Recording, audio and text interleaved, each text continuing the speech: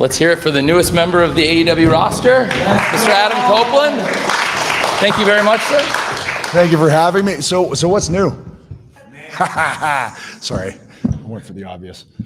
This is going to be excellent. Well, I'd like to begin by welcoming Adam to AEW. And I thought it was a great show tonight. Thank you, everybody, for being here tonight at AEW WrestleDream. It was an amazing event. Thanks to all of you. And I'd like to announce Adam Copeland has officially signed with AEW. Yeah. Congrats on being all elite, and something I'm really excited about, something that I think is going to set this apart, and something that got me even more excited about Adam being here is this is full-time. Adam's going to be with us every week. He's going to wrestle. He's a full-time part of the AEW roster. I think it's going to be a long time since anybody's seen Adam Copeland wrestle as much in it, and at the level he's been in AEW. He's already been doing great stuff. He's wrestling at the highest level in recent years, but he's going to be here on a weekly basis, and it's something I'm so excited about because that's great news for us in AEW. Thank you. Thanks for having me. Part of coming here is that I wanted to contribute. I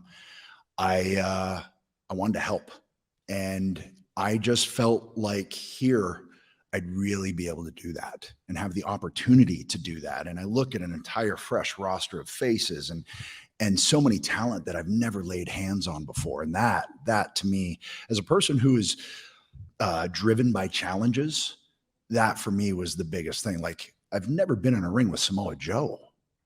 I've never stood in a ring with Sting before tonight. After 31 years in the industry, that's never happened. And then I see a guy like Nick Wayne, or I see Swerve. There's just so many possibilities here. And for me at this stage of my career, that is so enticing. That is so exciting. That is so, I said it out there after the fact when I came back out there tonight, I felt free. That's just the word I felt free, and it felt fun. And I felt almost like the same feeling I would have when I'd come out for my indie shows, back when I was either Adam Impact or Sexton Hardcastle or something. And it was this brand new thing that I always wanted to do. And that feeling, I felt it out there tonight. And that at this stage of my career, to feel that's special. That's, man, like, come on, 31 years in, and to feel that way, that's a gift. And this is all I ever wanted to do. And this feels like an opportunity to come in and not just come in every 3 months. I'm gonna be there every week. I'm a full-time guy, and I want to do that for as long as that is possible, because I feel like that's how I can help the most. And more than anything, that's what I'm here to do. It's great news. And in even more great news, we're going to hear from Adam Copeland, the Rated R Superstar, for the first time ever on AEW Dynamite this Wednesday night. Perfect way to begin a new era and to celebrate the 4th anniversary of AEW Dynamite. So I'm really excited to have you this Wednesday in Stockton on Dynamite for the first time ever. Yeah, I'll give the mission statement and kind of explain what happened tonight and what my thought process was there, because there was a lot of different things going on emotionally out there tonight. Hey, Keith, how you doing? Good to see you. It's been a while. Yeah, man, like, if you can't tell, I'm pretty excited, and I feel like a little kid again. And this is the best gig in the world. It really is. I'm a kid from Southern Ontario, and this is all I ever wanted to do. And if you had told me that 98% of what would happen to me throughout my career would happen, I'd say you're crazy. Well, throw this onto the list, and at the top of the list now, because my God, it just, man, I can't tell you how excited, and even just, so I'll tell you a story. Friday, I fly here Friday, right? And I call Darby, and I'm like, hey, Darby, you're a Seattle guy, right? So I want to get a muscle car, and do you got any cool sites that we could shoot? So we just went and guerrilla shot Friday night from like 9 to midnight. And I'm hanging out of the back of an SUV holding the cameraman while this muscle car is going 50 miles an hour down Gum Alley. Was it Gum Alley? With all the gum, which was disgusting and awesome at the same time. And I'm just like, I'm hanging out of an SUV holding the cameraman, and I'm just cackling at 49 years old. Like, this is amazing. What are we doing? This is awesome. And again, back to that word, just free. Sorry, verbal diarrhea. It's great. That's amazing. And I love seeing you like this. I'm so glad you're happy to be here, and you're jumping right into the fire. Not only are you going to be making your first ever appearance on Dynamite this Wednesday, but then the following week, first of all, you're also coming to Collision, I believe, in Utah on the 7th. So he's working both shows this week. We're going to see Adam Copeland, the Rated R Superstar, Wednesday night, Dynamite in Stockton for the first time ever, and we'll see him for the first time ever on Collision this Saturday. And then the following week, Dynamite is actually going to be on Tuesday, October 10th, for Title Tuesday. It's my birthday. It's going to be a great event. We're going to have a great time. I'm very excited about it. And I got the greatest birthday present in the world, because the newest member of the AEW roster, the Rated R Superstar, Mr. Adam Copeland, has requested a match on October 10th in Kansas City.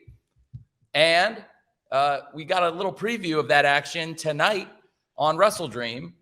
Based on your request, it's going to be Adam Copeland, the Rated R Superstar, versus Luchasaurus on Tuesday, October 10th in Kansas City. And Luchasaurus is a multiple-time champion, one of the toughest wrestlers in AEW. It's going to be a great debut match for you. It'll be hard. But I will say Luchasaurus is a guy that I always saw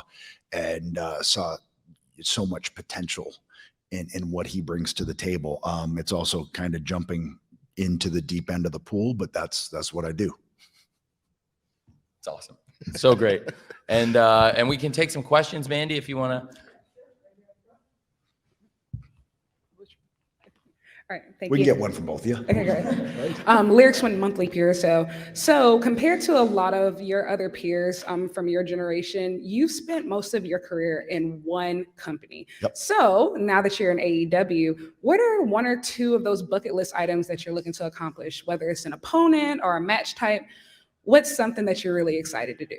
When I talked to Tony, I said, just in looking at the roster very quickly, like there's 14 names. I mean, that's just from a quick little cursory glance. But like I said, I mean, I've never faced Samoa Joe. That's really exciting to me. I've never faced or been in the same ring as Jon Moxley. Highly interesting to me. Claudio, never been in the ring. Like there's so many different talent here that I have a lot of respect for, and I'd really like to feel what that is. Kenny Omega, like that's never happened. I just met him. We'd never met before, There's a lot here to see and to challenge myself with. And again, that's my entire life has been built on challenges. So to look at that, oh God, a guy like me, that's a steak dinner waiting to be eaten. Two more questions right here. Emily May with Sportskeeda Wrestling. Hi. So everyone was so excited, the fan reaction to have you debut tonight. And what I would love to know is, how did these conversations begin? And what can we look forward to, not only perhaps in ring, but also will you be helping out backstage perhaps in developing AEW talent or creating storylines? I've always been a person that enjoys that process in terms of being heavily involved in the creative process and the direction of storylines, helping add little things. But those little things, when you put them together, they start to weigh a lot. I love that. I love detail, attention to detail, and just the little nuances. I love that. I watch movies and I just, why'd they make that choice? I used to follow directors around and they'd be so annoyed. I'm like, why are you making that choice? Why are we turning around here? Why are we getting this angle? I'd go to the DOP, go, what's going on here? What's going on with this lighting? I'm just fascinated. It's part of why I fell in love with this industry, is the storytelling element of it. It's a form of art, and that's how I've always looked at it. And now it's an even more nuanced form of art, because it's so much more detailed, and the audience is so much more intelligent. So you have to work to that intelligence. And I absolutely plan to be helping out whoever wants help. Whoever comes and talks to me, I am an open book. And my 31 years of experience, if you want to tap into that, I'm a phone call, I'm a text, I'm a come talk to me face to face away. That's always been how I've been. So, there were guys like I had a group of 7 people and I'd FaceTime with them an hour a day to help them find their voice in promos. I love doing that stuff. So that's part of what I think I bring to the table when I come here. And honestly, that was one of the really pivotal things, beside my daughter telling me that I should go be with Uncle Jay and have fun, that I thought I could really try and help here. And in turn, that helps the entire wrestling industry, which is the thing that I just love. Second behind my wife and my kids. We can do a few more, I think. Yeah, I'm on a roll. Yeah, he's on fire. Hello again. Hello again. Keith Elliott Greenberg with Inside the Ropes magazine. You mentioned that you were here Friday night. Now, there's a lot of people in this room who I think, had there been an Adam Copeland sighting, they would not have been able to contain themselves from tweeting about it. How did you manage to keep yourself scarce? Oh man, I was sequestered. I sequestered myself in a hotel room. So we were in some sketchy neighborhoods. Like Darby took us to some sketchy places. It was like, ain't nobody here gonna worry about like Adam Copeland being here, kind of thing, right?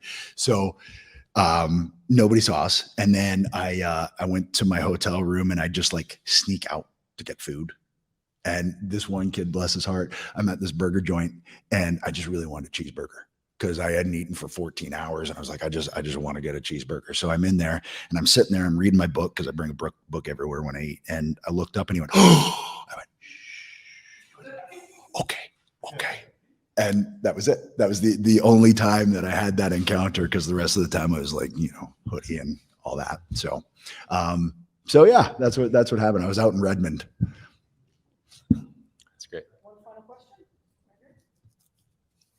Hi, my name's Amanda from Hi. WrestleTalk.com.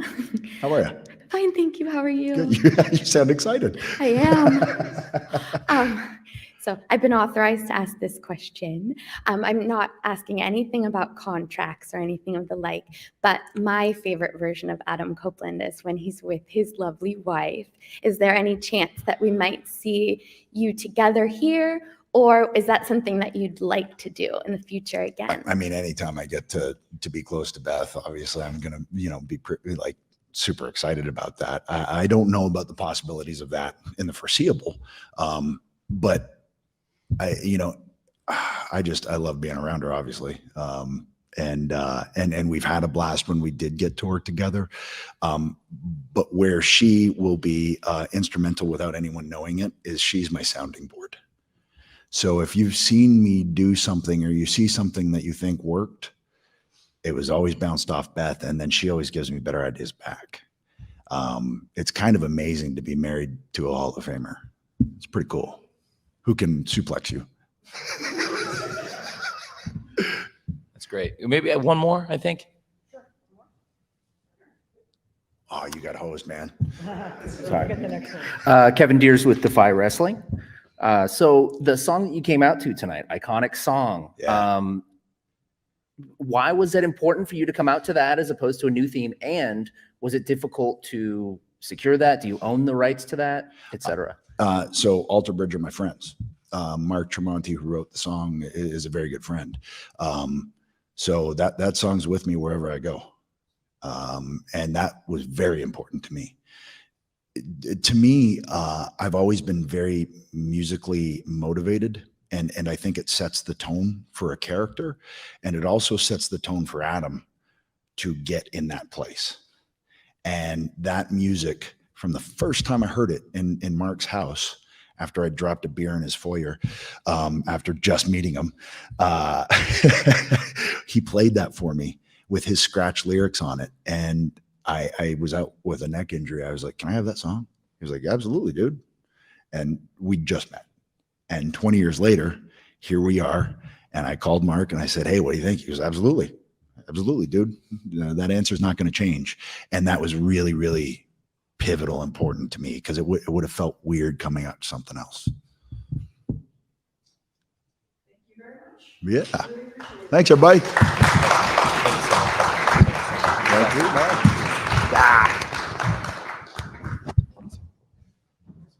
Thank you again, Adam. Thanks.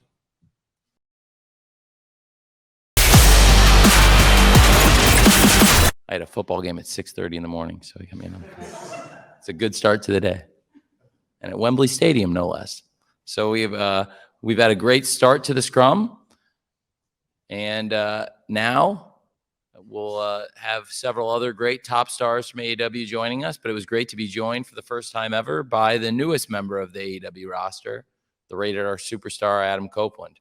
It's a great pay-per-view tonight, WrestleDream, and it got off to a great start, I thought, and just kept going. I thought we never slowed down. It's one of my favorite events, and as I said, we were off to a great start, and it started with an amazing tag team title defense from a great champion. Here he is. Jewish Ultimo Dragon. Hold on. Yeah. Way too many belts. Oh my God. They're very heavy. Okay. That's what I'm doing with them. Okay. Right off the whip, I just wanted to say something very quickly.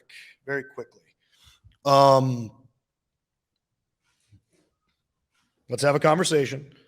You said that the match was incredible, but it was a gimmick match. And I would like to, no, I didn't tell you to speak. Very quickly, here's what I'm going to say. I feel professional wrestling for an incredibly long time went south, in my opinion. I think people decided that they needed to absolutely murder themselves or their opponents, not even considering trying to get a win. All they were considering was trying to get a cheap pop or a cheap reaction. What I'm trying to do is bring back a flavor of ice cream that I love, and dare I say is just as much professional wrestling as most certainly is not a gimmick. And that is to make people so emotionally invested in the person that is inside the squared circle that if they hit a body slam or a headlock takeover or a kangaroo kick, it gets just as loud of a reaction as Darby Allin getting thrown onto the steel stairs, which was the most insane thing I've ever seen in my entire life. I am not faulting you. You're a good man, Charlie Brown. All I am simply saying is nothing I do is a gimmick. I believe that professional wrestling in all shapes and sizes is important, and it's all different flavors of ice cream.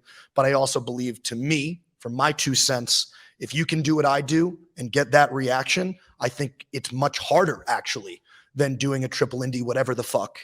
Obviously, they're going to clap. It's insane.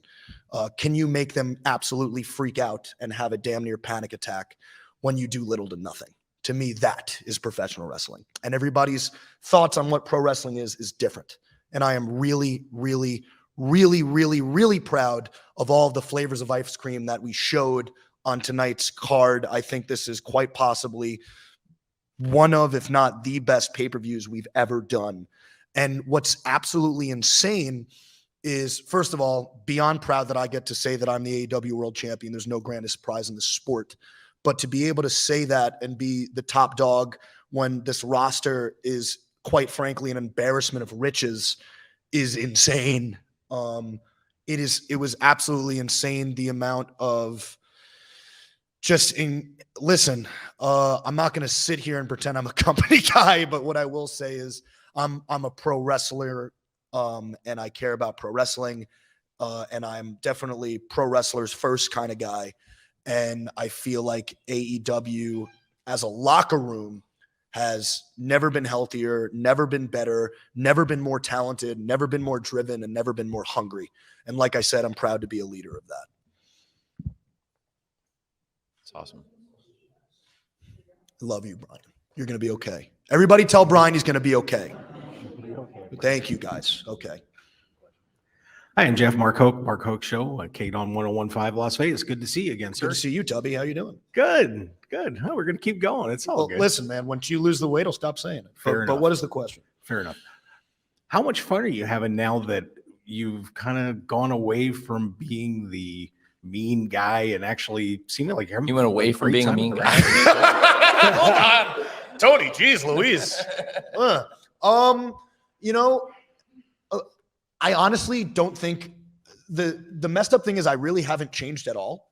I think what has occurred is just a shift in general public opinion on who I am.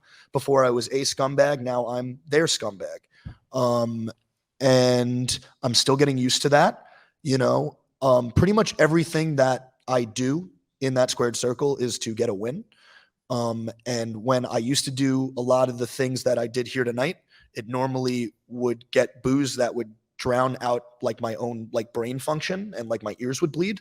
And now I am getting just as loud a reaction. My ears are still bleeding, but on the exact opposite end of the spectrum. Am I having fun? I'm learning to have fun with it.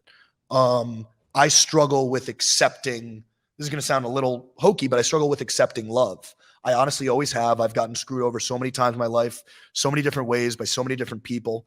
I can sit here for an hour and explain all of the horrible things that have happened to me in the short period of time I've been on this earth. But if there's one thing that I learned, honestly, from Adam Cole, it's that I can start letting my guard down a little bit. And I am the biggest narcissist you'll ever meet, and I own that. So when I hear people chant my name, it really gets me chubbed up. So I'm having a blast. Yeah. Got a few more questions. Hi, Kate from Fightful. Hello, Kate. Congratulations on your title defense today. Titles defense today. Yeah, right? Shit. This is sincerely the most in-ring that we've seen you over this stretch. I just was wondering kind of how that feels to be. My body hurts. I'm sure. I am not used to wrestling this much. Frankly, he knows I hate wrestling this much, but it does numbers. It helps, it helps Adam most importantly. I know how important these tag titles were to him. If it weren't for Adam, no offense, Tony, not that I really care, but I most certainly would have been in Seattle tonight. I probably would have just had my feet up and watched it from home. And boy, would I have had a fun time watching it, because the show was insane. Holy shit. The show was fucking insane. I don't think there was one match that missed tonight. It was crazy. But yeah, to answer your question, I'm just starting to get over my neck injury. My back's kind of all gross and cracky right now. But I wear that all with a badge of honor, because I know I'm doing it for my boy. So I'm cool with it.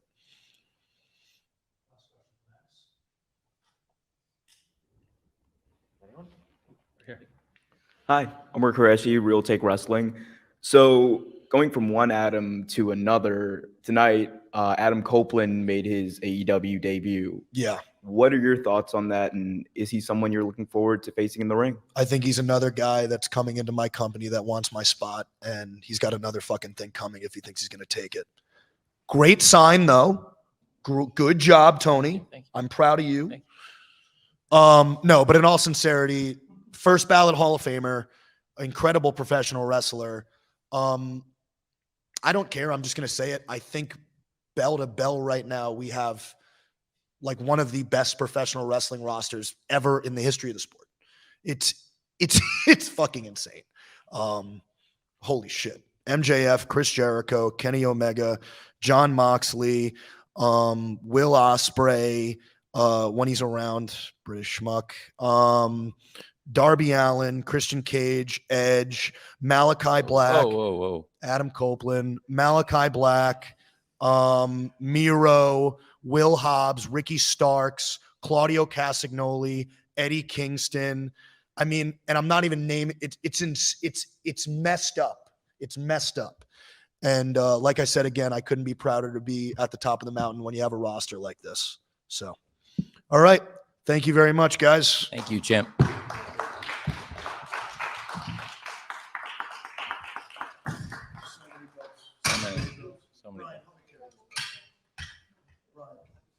I'll let you do it. All right. They're too heavy. All right. Is that your like assistant? No, it's Sean. Thanks, Sean. Good to see you, Sean. Thanks, Sean.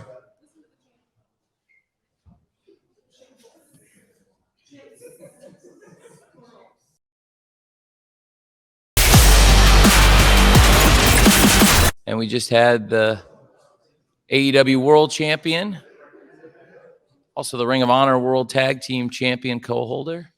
And speaking of AEW World Champions, in a moment, we're going to be joined by two former AEW World Champions, two of the greatest wrestlers in the world. the Golden Jets. That's it. I got out already. So Kenny and I for a while have thought about like maybe at some point teaming up. So I copyrighted a name just in case you want to use it, which is the Golden Jets. I'm sure you read about it. Somebody stooges off anything I copyright. The Golden Jets is obviously a take on the Golden Lovers, but also the Golden Jet is Bobby Hull, the greatest Winnipeg Jet of all time. Of course, we're from Winnipeg. So if you see the Golden Jets at some point, that's the reason why. It's awesome. It was a great match tonight. And we've got questions now for Chris Jericho and Kenny Omega. Hi, Kate from Fightful. Congratulations on such a successful show tonight, and happy birthday, Tony. By the way. Oh no! I said we got a couple weeks. It's Title Tuesday. Oh, title. I'll be there time. So. But he's got a birthday this month too. Oh, Well, there you go. Both of you having No one's supposed to know that stuff. both of you having such important ties to New Japan. I just wanted your thoughts on being able to foster such a successful show tonight and what it meant to do an Antonio Inoki tribute show on the anniversary of his passing. Chris, if you will. Well, the times that I met Inoki, he tried to hypnotize me. And I was told just to go with it because that was his thing that he was going through at the time. So you had to pretend like okay, when he snaps his fingers, you're like, I am a dog, I am a ghost, whatever. But Inoki, obviously a huge legend. And I think it was a great idea that Tony had to do this pay-per-view tonight. Great show. All of our pay-per-views are always so great, but I thought tonight's was really, really amazing. And I like the fact that like it was an Inoki themed honoring show, but it wasn't like the same as Like Forbidden Door. like It was Forbidden Door. different, It's yeah. different from that. Yeah. So I just thought it was great, and obviously a great finish. I thought we had a great match. I think it's been a great couple of days for Kenny and I to kind of tell the story that we're starting to get into now. So I really enjoyed it all across the board.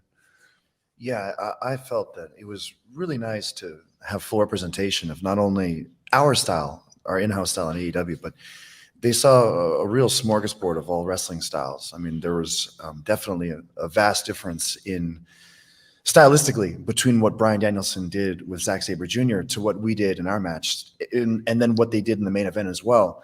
So I always felt like, ideally, if we can run a variety pro wrestling show where everything is entertaining, but everything is different, then there will probably be more people leaving the show satisfied than not. So for us to do what we did today with a lot of international superstars and all for the memory of Antonio Inoki, who is very culturally significant to Japanese culture and even the wrestling culture, it felt like just such a great success. So I was glad to be a part of it. Hi, guys. Mark Hoke Show in 1015 Las Vegas.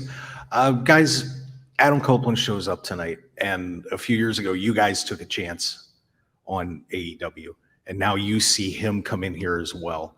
What are you thinking about the roster and seeing him show up tonight? I mean, I always love seeing, a big name like Adam coming to AEW, because if you look, I mean, the three of us at this table have been here since day one. Prior to day one, we made day one happen. So, and it was such a big risk because no one knew what AEW was going to be. We didn't have TV at the time. No. We had no idea, but we thought we wanted to take a chance because we believed in what Tony was believing in and what we could do. And so I think after the first couple of years, especially when the pandemic was over, to see all the names that came in, it's like we paved the way and let people know it's safe to come here and it's great to come here. And I've known Adam since 1995. Like, he loves wrestling. And sometimes in other places, that love of wrestling kind of gets squashed and warped a bit, maybe. It's not like that here in AEW. And I think, once again, like when some of the other guys came, like FTR and Adam Cole and those types of guys, they couldn't believe just the difference and just the whole vibe of what we have here. And I think just talking with Adam and seeing him come out of the ring, he's super stoked and super excited and super motivated. And when you're motivated, that's when great wrestlers become even better and even more legendary. And he's already a great wrestler. Like Max said, he's a first round Hall of Famer. But now that he's motivated again, like, I think we're going to see maybe some of the best work Adam Copeland's ever done now here in AEW. Well, I think Chris. Oh, To be fair, Kenny didn't. Get I mean, to I can speak towards it, but what I would say, I mean, just as someone who grew up watching Edge on different programming, it's really cool to see someone come into our locker room with such a positive, just his demeanor was incredible backstage, and you can. I got to see the first meeting between Kenny Omega and Adam Yeah. Copeland tonight. It was very cool. Right. And, for us younger guys who maybe haven't had experience over in WWE, to meet him for the first time and see that someone who is here very much motivated, willing to contribute and to put their best foot forward and to probably do something that he has not done yet in his career. So he's stepping out of his comfort zone. He's willing to do things that he's never done before, and he's willing to do it with us and with a bunch of young guys, some guys that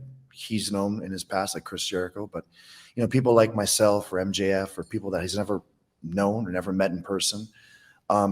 So I can imagine that it's probably a very exciting time for him. And most importantly, it's exciting for the fans. So I really love that there's this variation where now you're going to see all these fresh matchups and potential feuds and angles from here on in with Adam Copeland. So it's exciting time for all of us in the locker room, but also exciting for the fans. And that's the part that makes me the most happy.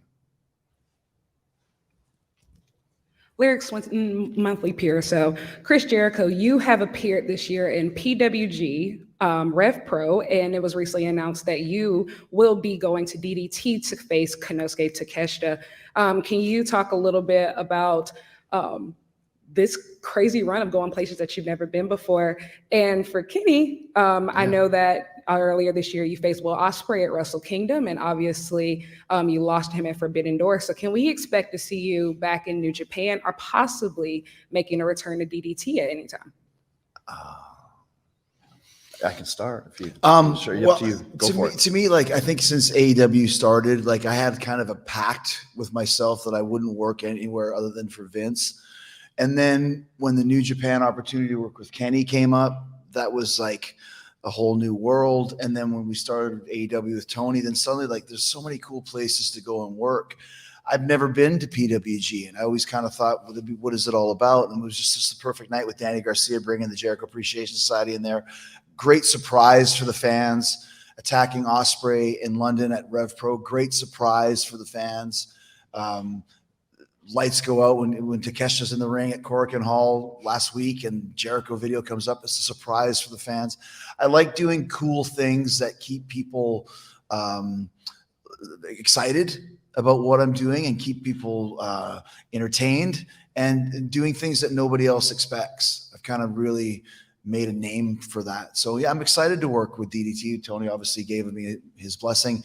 I want to go back to Japan. I mean, Kenny and I had such a great run in New Japan. Between the two of us, we headlined 3 Tokyo Domes 3 years in a row. He did 2, I did 2, and I missed that. The pandemic kind of screwed that up. So I'm really excited to go back to Japan. I mean, my first tour, I was 20 years old, 1991. So anytime I get a chance to go there, especially against a talent like Konosuke Takeshita, one of our greatest wrestlers here in AEW right now.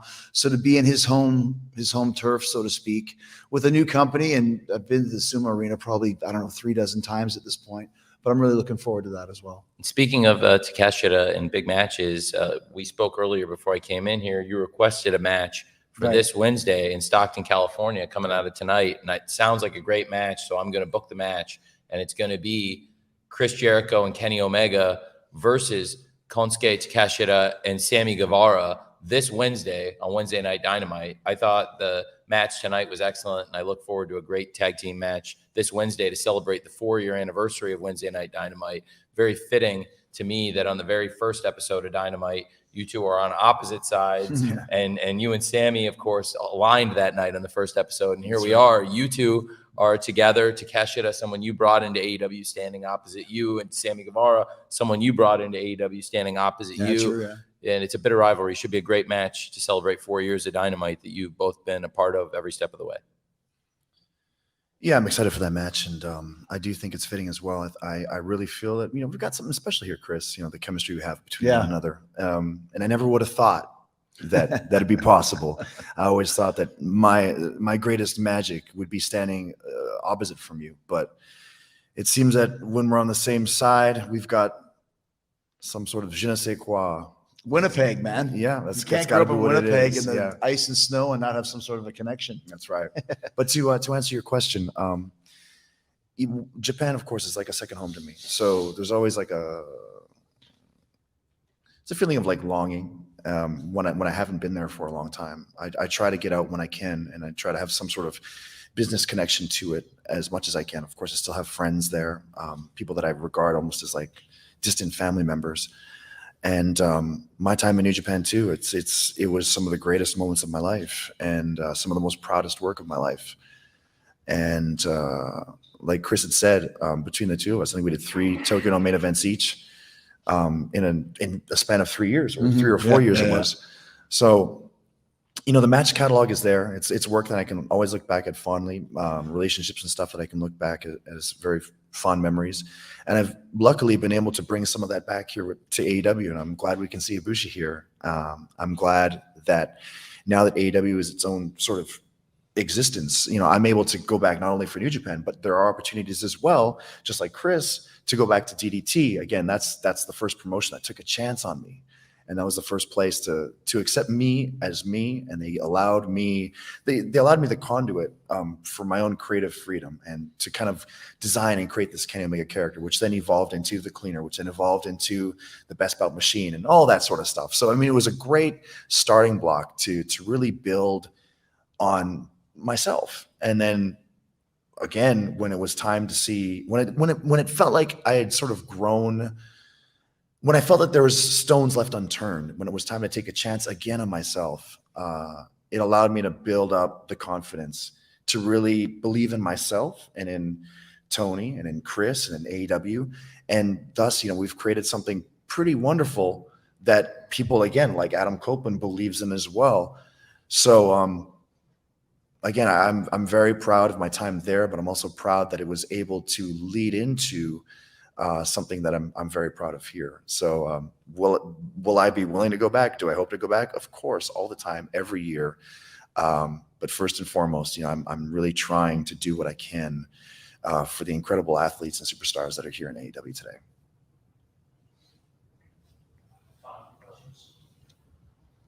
Nick Hart from bodyslam.net. I was curious about when it comes to Ibushi, there was a long time where you guys weren't able to wrestle together. Yeah. And I feel like every interview with you guys, people were asking about them. So now that you've wrestled with him a couple times, I just want to get your thoughts on how that's been and if we can expect to see more of him in AEW.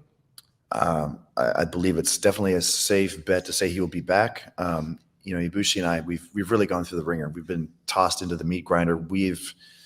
Part of the reason why I was really motivated to go to DDT in the first place was because of Kota Ibushi. I really felt attracted to his style, and I'd really felt attracted to his outlook on professional wrestling. So we have really done everything that we could to just leave it all out there, and we've broken ourselves over and over and over and over and over again just to build ourselves back up, to break each other down again. So I really feel like when there was no one else around us in our pursuit of our own personal best, we were each other's shoulders to cry on. And it really means a lot that now, after all this time apart, that we can, in our current old man broken states, that we can, still be there to support each other, still train together for these matches, and then still be able to go in front of a packed house, in front of, with people like Kris, as our partner, and make a little, make a little more magic. He had a great time, and he kept saying thank you during the match. Thank you. You like? Okay. Yeah, man. We're only 10 minutes in. So So I mean, I feel like it's just, we're making up for a lot of lost time, and but it's just great that not only, the friendship, of course, and the relationship, the personal relationship will never die. That won't be a thing. But to be in a professional environment with him again is it's just great. And I love being able to travel on the road with him again and train with him again and all that sort of stuff. It's wonderful. So I think it's probably safe to say he'll be back. Yes. Yes. Great. Very safe. Great. Very safe. Yeah. Thanks to you.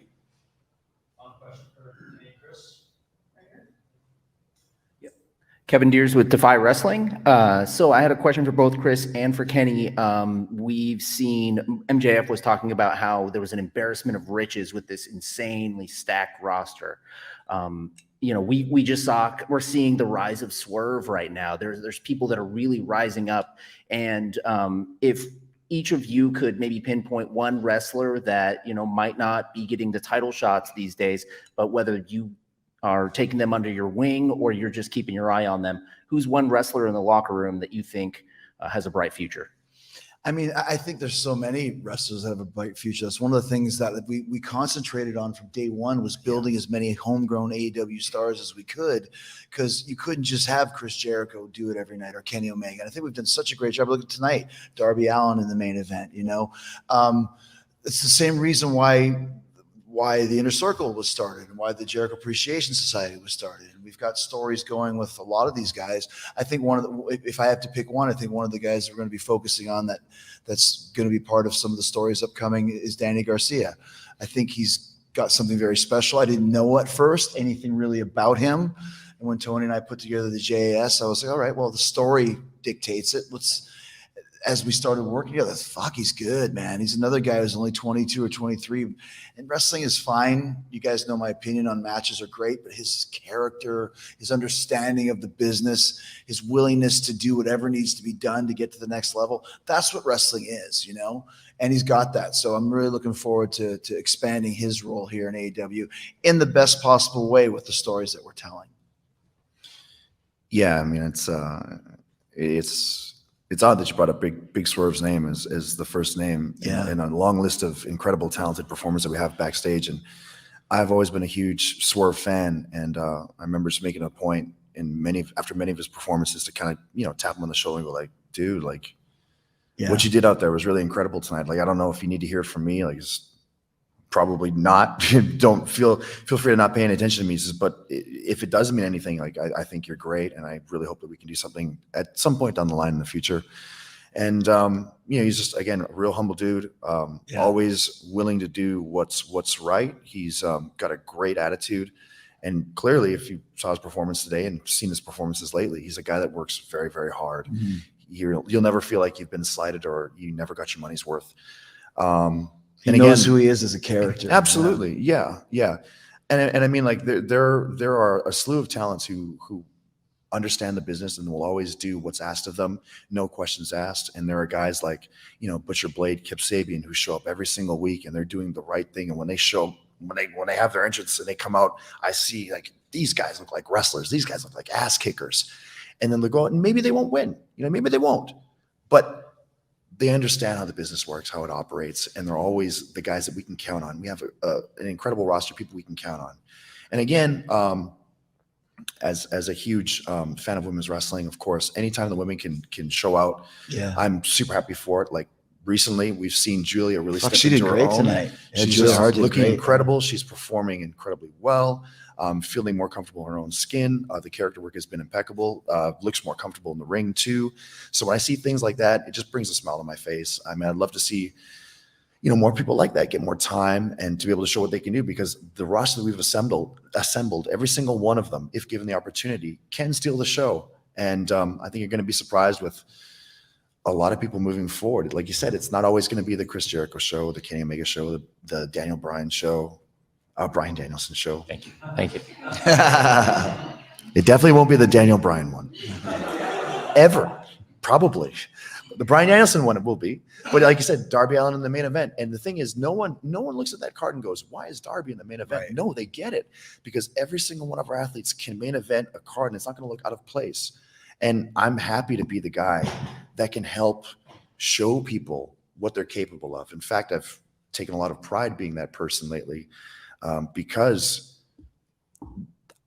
I think maybe even the wrestlers themselves sometimes don't want to admit their own potential. And but if you're kind of forcing the spotlight on them, they have no choice but to take the ball and run with it. And I think every single one of our guys are very capable of it. And I'm willing to back that statement 100,000%. I think no matter who's in the main event, no matter who works with who, there's definitely potential for an incredibly interesting story and a lot of matchmaking opportunities. And again, as pay-per-views go on and as the shows go on, we're just seeing more and more added to the roster, and more potential interesting matches and dream matches to erupt from it. Again, I mean, everyone probably already kind of creating their dream match list for Adam Copeland, which is great. I love seeing that, and I love people having friendly conversations with each other as to what would you like to see this person do? What would you like to see this person do next? Or who would you like to see step into the spotlight next?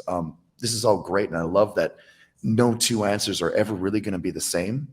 And I think that's, it's one of the biggest positives to a roster, but also it's tough too, because you can't always see everyone that you like. But we're always going to do our best to show what we're made of. And I just feel like you haven't really seen anything yet. There's no way our product can ever really get stale, because as soon as one person steps out of the spotlight, or has to, unfortunately injuries happen, or life happens. We have someone who's ready, willing, and able to step right into that spot, and they're going to nail a home run. That's one of the greatest parts of being in AEW, and one of the greatest parts of when I'm not performing, to be able to sit and watch the monitor and go, these guys are killing it. And that's how I feel when I watch every pay-per-view. Just our pay-per-views are so fun to watch. And I feel that as a fan, even when I'm on the show, I try to watch as much as possible. And maybe I should be focusing more on what we need to do in the ring. Maybe that explains my win-loss record lately. But yeah, no, it's great. It's great to not only be able to contribute, but to be able to be a fan again in our locker room. That's awesome. I'd like to thank you both, and I'm excited for your match this Wednesday at the 4th anniversary of Dynamite. We're going to celebrate 4 great years. Thanks to both of you. Looking forward to it. Thank you very much, everyone. Thank you. Thank you. Thank you, buddy. Yeah. Thank you, man. Thank you, sir.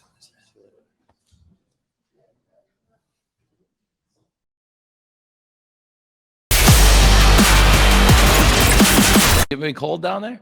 Okay, good. Well, we'll try to heat things up now. Well, that was a great to hear from Mr. Jericho and Mr. Omega, from the first ever AEW Dynamite main event to the 4-year anniversary. And speaking of main events, the winner of tonight's WrestleDream main event, here is the TNT champion, Mr. Christian Cage.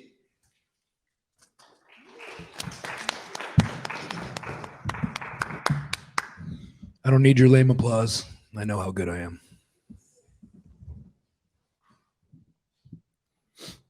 Questions for the champion?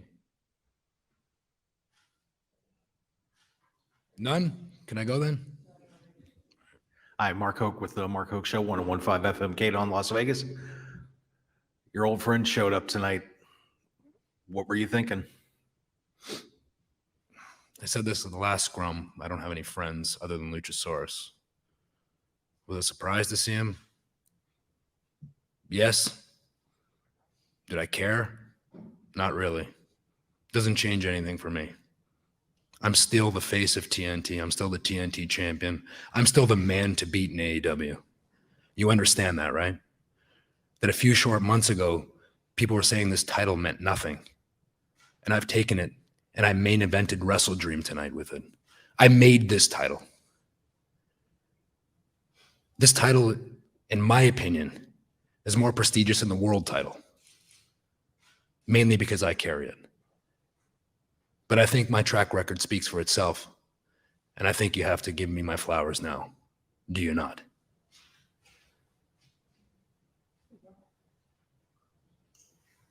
It's Brian from the Wrestling Observer. When did you... Great, like talking to Marks.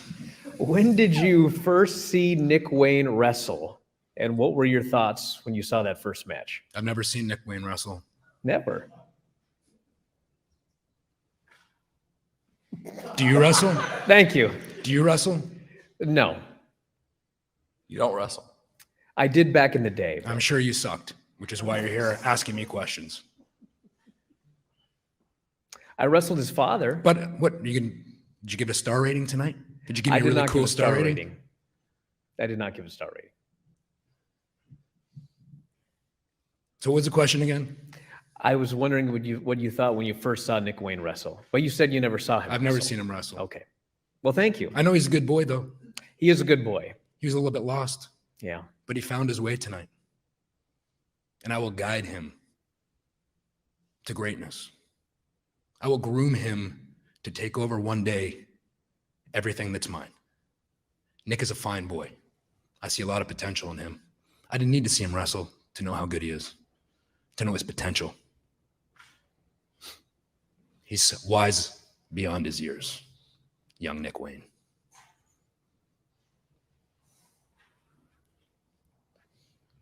JC from Habit Sports. Christian, you just said that you were going to mold Nick Wayne. Is it more on the other end? Are you brainwashing Nick Wayne? Brainwashing? I'm just telling Nick the truth. Nick knows the truth when he hears it. I'm a champion. I'm sitting here as the man in AEW. I'm the most talked about wrestler in this company. Why would Nick Wayne not want my guidance? Do you have an answer for that? You didn't answer my question. He's better without you. You didn't answer my question. You're just telling me an opinion. Okay. Anybody have an intelligent question? Hi, Omar Q from Real Take Wrestling. It's always interesting to me. Wait, what was it? Omar Q from Real Take Wrestling. Okay. Sorry. It's always interesting to me when wrestlers take apart the mat on the ring and expose the wood. What was going through your mind when you decided to do that? I wanted to hurt Darby Allin. I think it's pretty self-explanatory. I thought you said you were going to out-wrestle him tonight. I did out-wrestle him. My hand was raised at the end. I beat him 2 falls to none. Isn't that the kind of stuff that he would normally do that you said proves he's not a great wrestler? Did I say that? I don't remember saying that.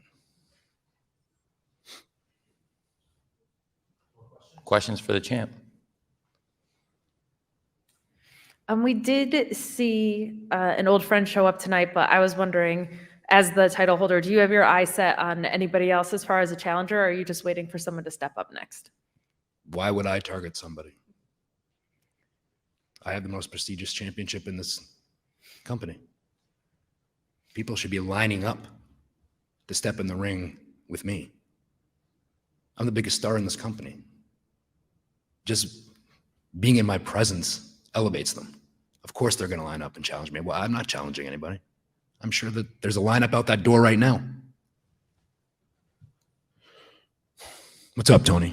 Well, I think there is a line out the door. You're a great champion. I think it was a great main event, and I think you've proven you're a great champion. It's been a short time you've held the title, a matter of weeks, but in these recent weeks, I think you've proven that. It's going on 4 months, but I'm glad your timelines are in order.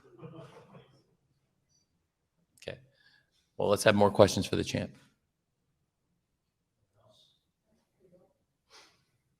Lyrics Win Monthly Pure. So when you say that AEW needs a father figure, what does that entail? There's a lot of lost souls in this company that need guidance. I feel it's my duty, my civil duty, to make sure that they're guided in the right direction. And Nick Wayne, like I said, he's got a bright, bright future now. Smart boy. I noticed at the beginning of the show tonight, as we did the opening ceremony for the late great Antonio Inoki, I noticed you were watching on at the beginning of the event. Yep. They lost their grandfather. He's always watching. I'm always watching. Any more questions for the great champion? It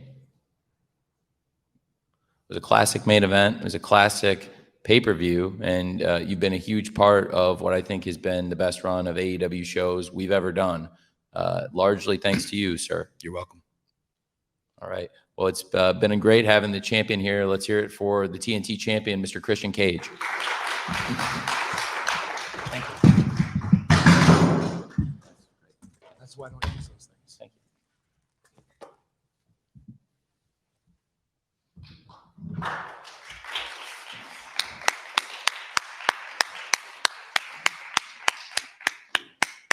Unbelievable. He is unbelievable.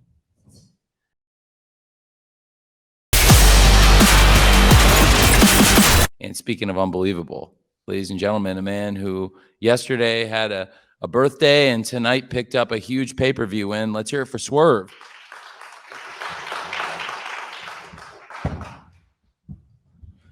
What up, turds?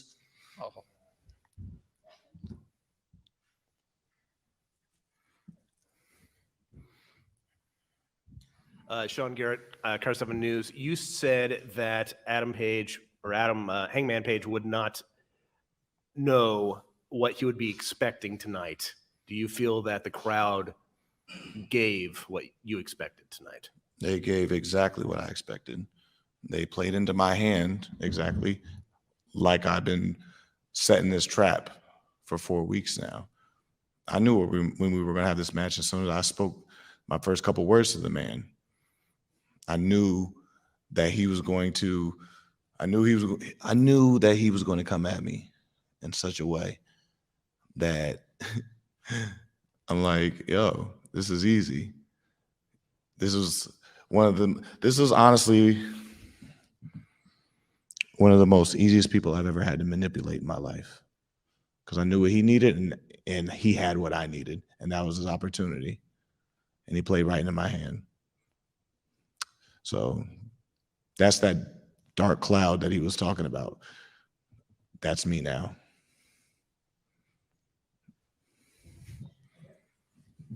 Kevin Deers.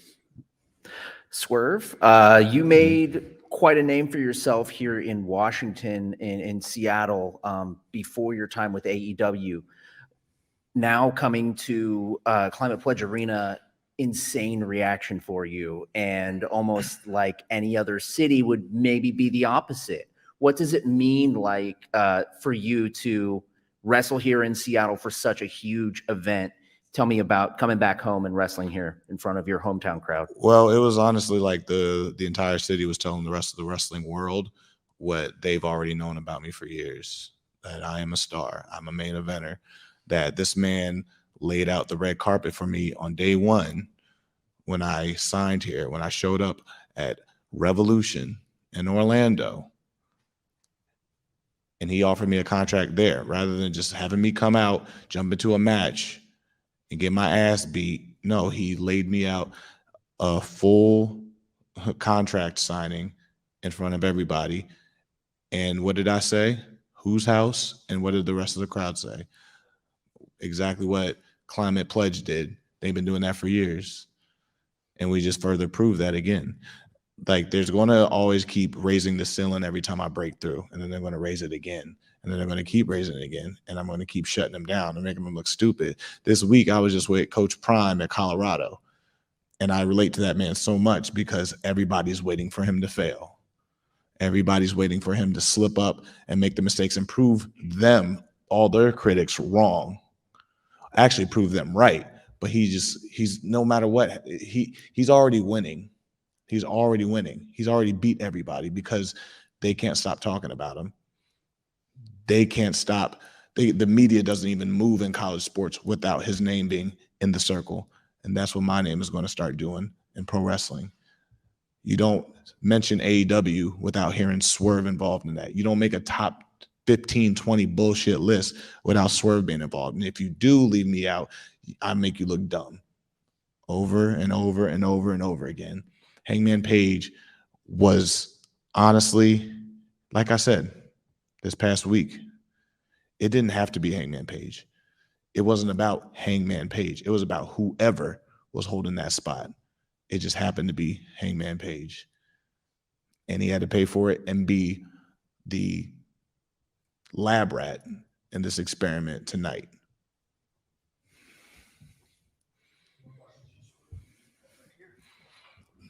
Nick Hart from Body Slam. You wrestled in this area for a long time and know a lot of the talent in this area. Is there anyone you're interested in trying to bring onto your team here in AEW? Oh, man. Well, Nick Wayne found his way here.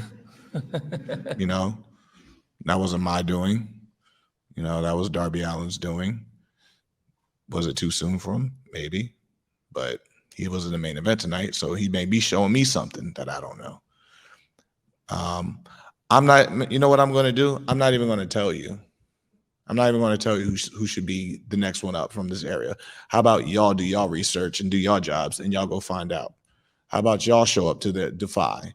How about y'all show up to these Seattle shows and these independent shows and y'all do some of the work instead of this man doing it for you? You know what I mean? How about go support them, figure them out. You start making the reports. You start making the next star to come up in here and get their contracts. Because I had to do it the hard way. But Nick Wayne didn't have to. Hopefully the next one doesn't have to do it as hard as I did. How about that? Self-made mogul. We can do a couple more for Swerve. Emily May with Sportskeeda Wrestling. So we just heard from Jericho and Kenny Omega, and they gave you huge praise of the work that you've been doing, and especially tonight. How does that feel hearing it from them? It's a beautiful validation. Hearing something. I didn't hear it personally, but just knowing that they're speaking like that about me is big. You know, even Adam Copeland using my name in the media scrum. Once again, that shows you my name is ringing bells around here. You know, my name should be in these conversations with these guys. And it took a year and a half to get to that point, but y'all been seeing what I've been building. Y'all been seeing what I've been doing. A lot of people like to say it was like a lot of like missteps and redirections and pitfalls and stuff. No, that's not wrong. That's building me. I've been building this entire time. And to get to that point where I get that recognition from my peers, from legends, from guys that run this place doesn't even move without those guys. You know what I mean? So honestly, it's humbling to that fact. And like speaking on Jericho, that's a man that honestly, without a Jericho, there is no Swerve, because he's the one that kind of was the multi-tool player of a wrestler for like the last 20 years, doing his podcasting, having his band, being in movies, doing TV shows, doing all these different things while still having an amazing legendary run as a professional wrestler. You know, that's kind of what like I kind of wanted to be. I wanted to gel myself into that. But at the time, you weren't seeing too many African-American guys in the wrestling world doing that. You know, like shout out to like a Ron Killings who does that amazingly, you know. But I wanted to be the one to just take it up another notch, bring that world a little bit closer to ours, you know.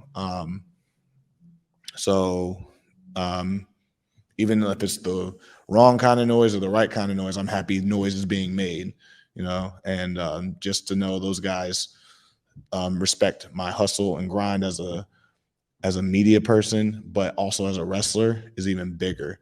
And that spectrum is like closing in. It's getting really, really like big on every side. It's not too much. I'm very balanced out right now, which is really good, which is hard as hell to do, but I work really hard for that.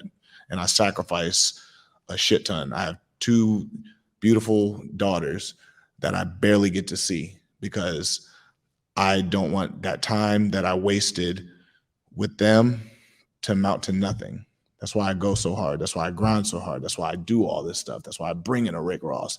That's why I have Fabulous out on stage with me, a Kevin Gates, and then go do a music video, at the same time fly back across the country to be here for this man on time to perform, and then go out podcast, bring on Tony Khan, bring in Jericho, bring in Kenny Omega on that, and then build up my friends like Montezzi and bring in like, you know, like build up my team, my Flash Garments and stuff like that. All these guys, that's a lot that I'm I'm juggling a lot, you know, and a lot of normal people break on shit like that, but I can't afford to break. We as this culture can't afford to break because they're waiting for it.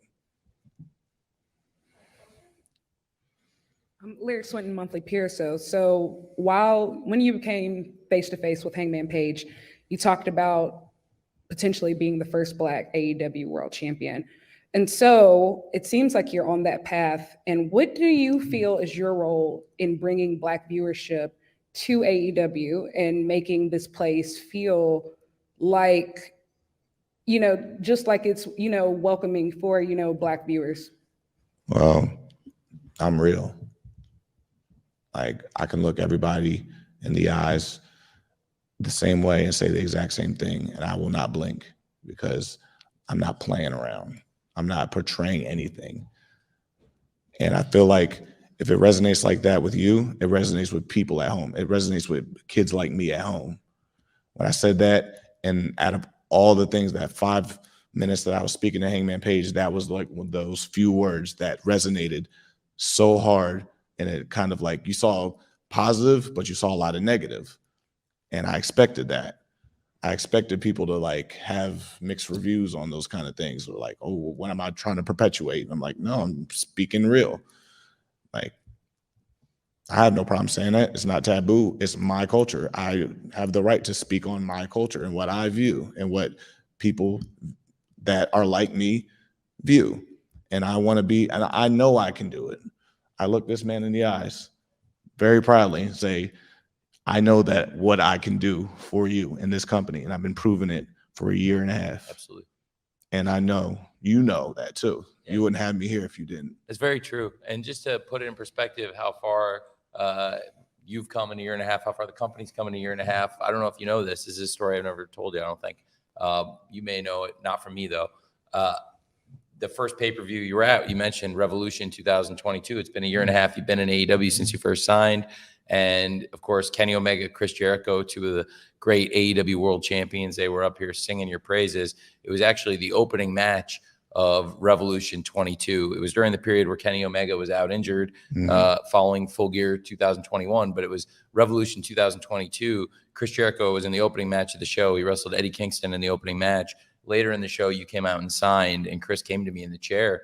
And Chris has a brilliant wrestling mind, and he's doing all kinds of projects. He was honestly not, when you came to AEW, he wasn't familiar with you. And he asked me, and he said, he's really cool looking wrestler. Tell me about him. And I said, I'm a huge fan of his work. He's wrestled a lot in Seattle, Orlando, different companies. I'm a huge fan. He's going to do awesome for us. You're going to love him. And here we are 1.5 years later, and Chris Jericho sitting in this chair after watching you for 1.5 years put over. He thinks you're one of the best wrestlers in the world, and that you did that. You convinced one of the best minds in wrestling, one of the greatest wrestlers of all time, and in 1.5 years. And I think you've made believers of millions of people all over the world, and wrestled on some of the greatest pay-per-views, in my opinion, of all time. Certainly the greatest pay-per-views we've done. You've been a huge part of what's been happening in AEW in the 1.5 years you've been here. You've already been a world champion, a world tag team champion, and I think you can be a great champion as a single star or whatever you want to be. But we love having you in AEW, and I hope you had a great birthday weekend, Swerve. The best.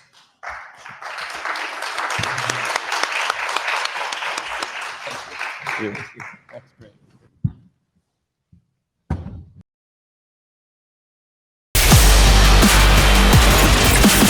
And from one great native of the state of Washington to another, ladies and gentlemen, Bryan Danielson.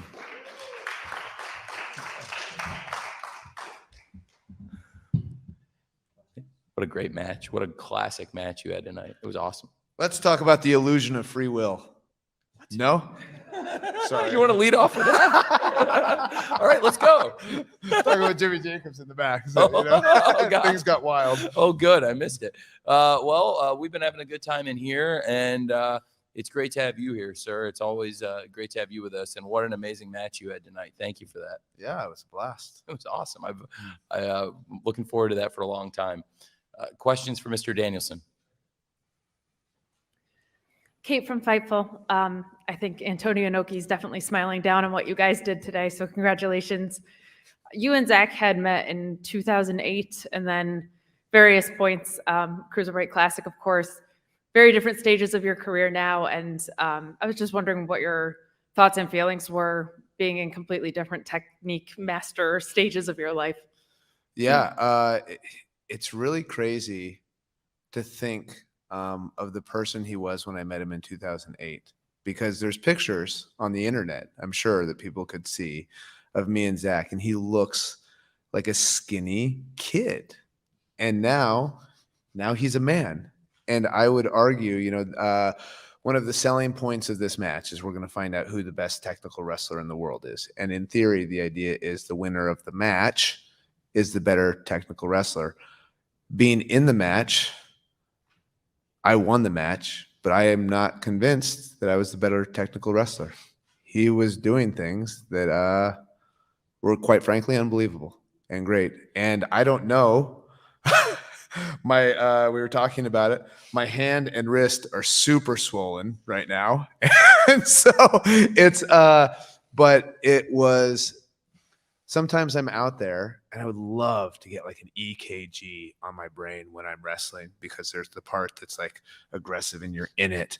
But then there's also the part that you're just like, oh, I'm in awe of what he's doing right now. So yeah, I mean, it was a super cool match for me to have. And I'm also very grateful because I've never had like not even a good match in Seattle. Like all my matches in WWE were all like short matches or whatever. When we came here in January, I wrestled Tony Nese for like 4.5 minutes or something like that. And to be able to do this match that I've wanted to do for so long in front of this crowd for an event like this that's honoring Antonio Inoki, I couldn't ask for anything more than that.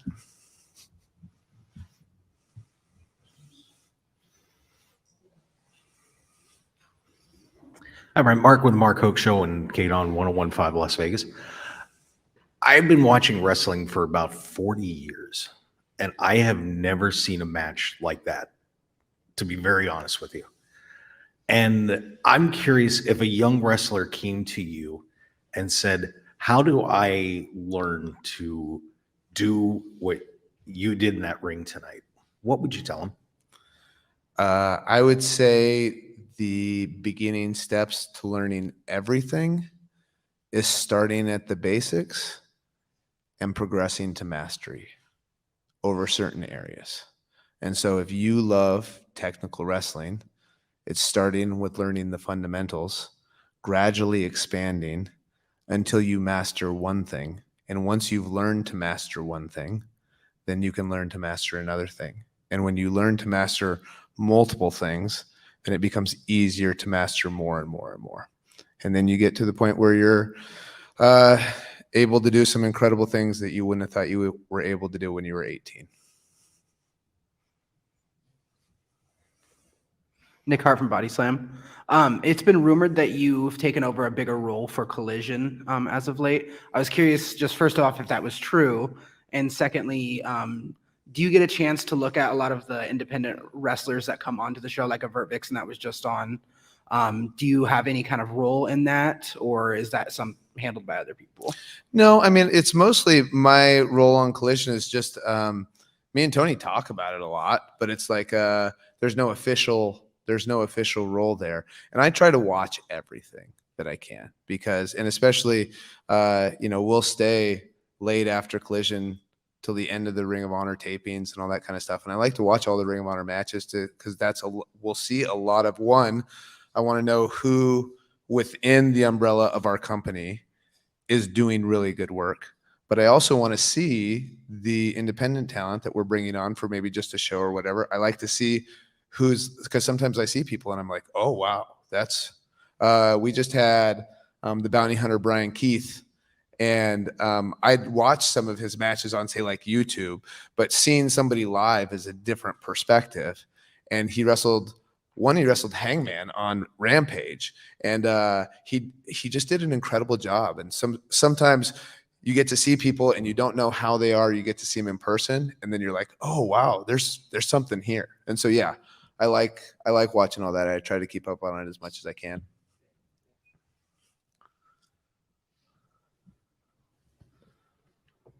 Hi, Brian. Keith Elliott Greenberg with Inside the Ropes magazine. I noticed you made it a point at the end of your match to embrace Aubrey Edwards. What were you trying to communicate, not just to Aubrey, but to all the people here in Washington State by doing that? So when Aubrey first introduced herself to me, she She introduced herself and said, "Did you ever see the meme of the crying girl when you were forced to retire?" And I had no idea what she was even talking about. But then she showed me, and it's her, right? She was in Key Arena when I did my retirement speech. And that's just, it's just a cool moment. There's not, in the history of professional wrestling, there haven't been a lot of people from this area that make it big, right? And now we're lucky in this company that we have multiple people.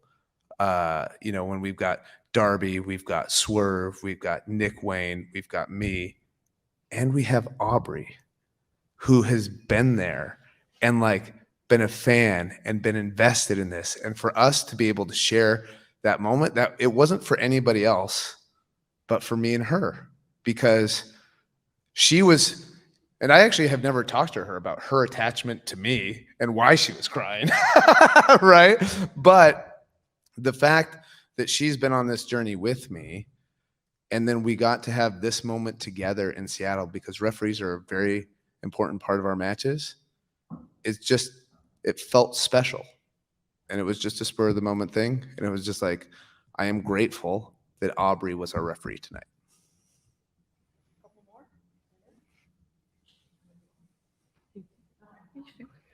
Hi, my name's Amanda. I'm from WrestleTalk.com.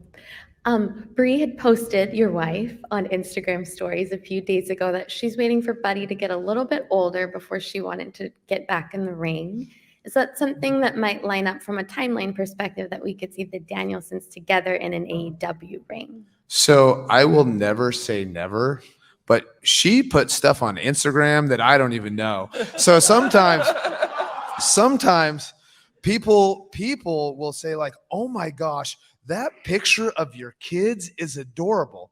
And I'm like, "What picture are you talking about?" And they'll show them to me, and I haven't even seen the picture. She hasn't sent me the picture. So I will say this. Bree is the boss in our family. If she wants to come do it, it'll get done. Brian Alvarez from The Observer. What were your thoughts on Josh Barnett getting to do the Inoki tribute show tonight? And have you ever had a chance to train with him? And how did that go? Yeah. So one, I was thrilled that Josh was going to be able to be here. I haven't seen him. Gosh, it's probably been since 2003 or 2004 since we last crossed paths in person. But we actually trained at Ivan Salivari's gym yesterday. Not legitimate training, but also training in a legitimate way, and how that applies to professional wrestling, because Josh is very smart with that sort of thing. And so, yeah, I was thrilled that he could be here. And one of the highest compliments that I could get on a show that's a tribute to Antonio Inoki is for Josh Barnett to tell me that he loved our match. So yeah, it was awesome. It's awesome. That's really awesome. I really appreciate you coming and doing this, Brian. Everything you do in AEW, I appreciate it. And tonight, unbelievable. I thought it was one of the greatest matches in the history of AEW, and I thought it was one of the greatest matches I've ever seen. I just really appreciate it. Thank you, Brian. Yeah. Thank you, guys. Thanks, man. Thanks for coming back. Yeah. That was awesome. Thank you, Brian.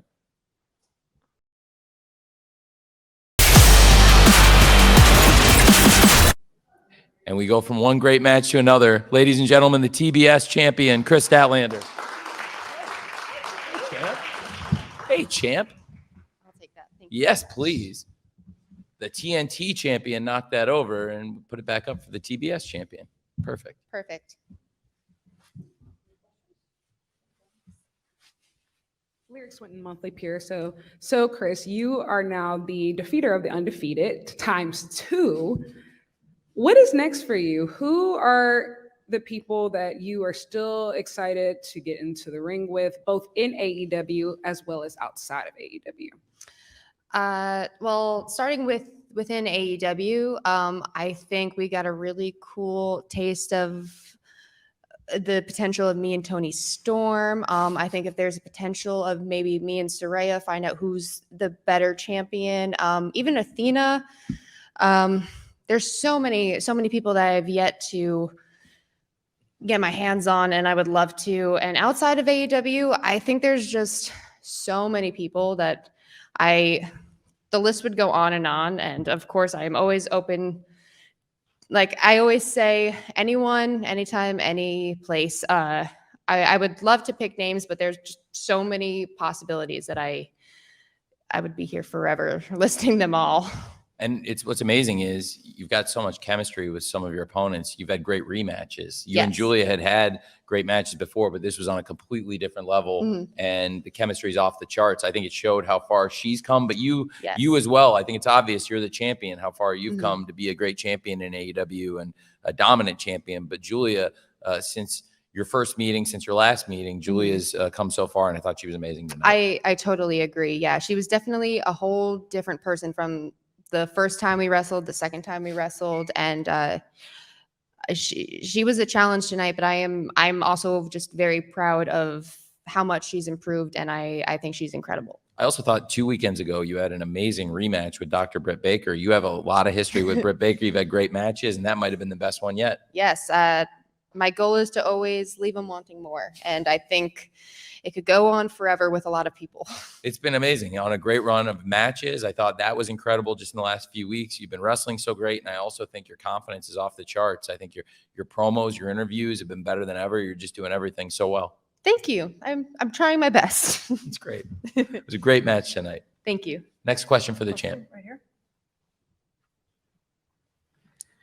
Emily May with Sportskeeda Wrestling. So Tony and even other wrestlers tonight at the press conference discussed Julia Hart's kind of growth over this last year, and especially in this match tonight. And so how was it different for you as a champion going in to see her growth? And did that challenge you or intimidate you or kind of change what you had to do to get the win tonight?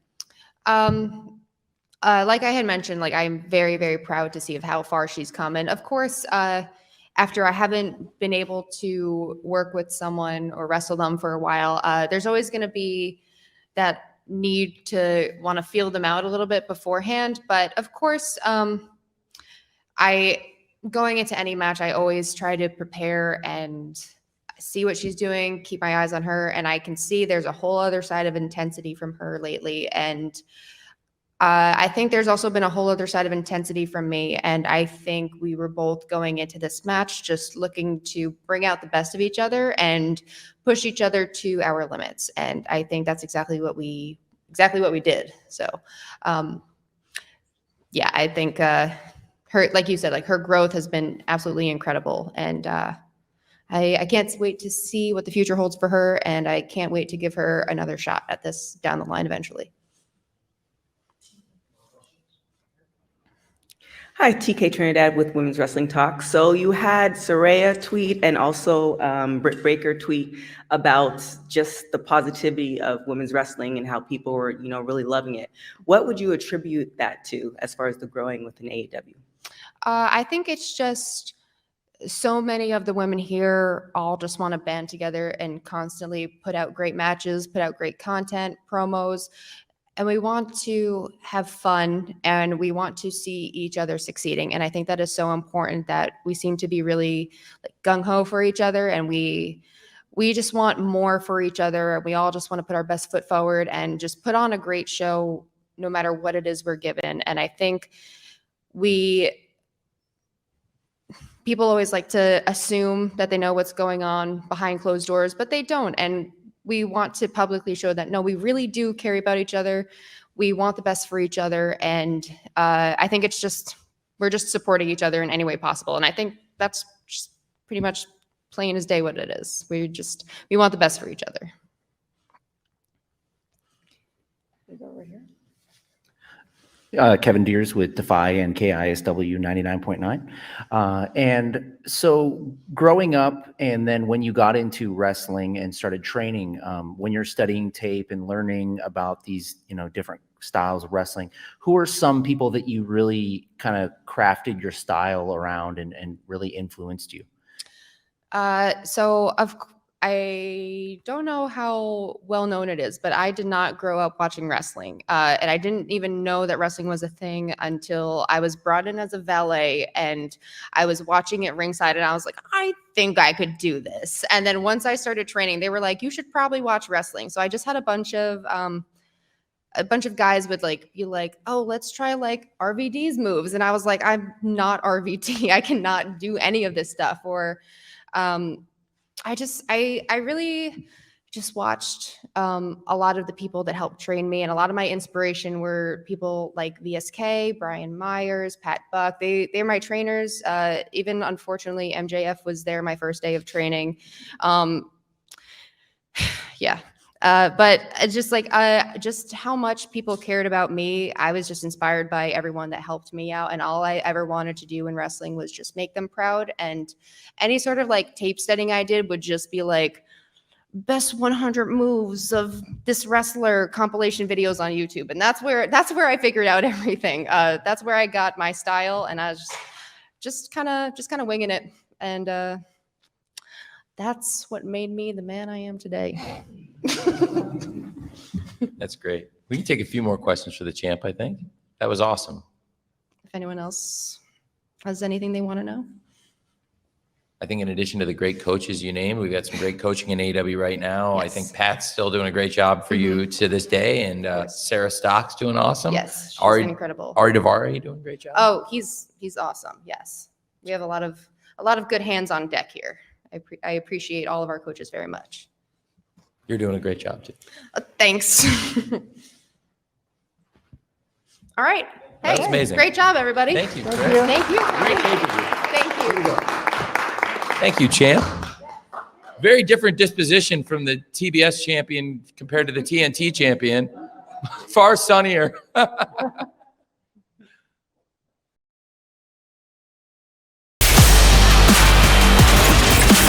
That was great. What a pleasure.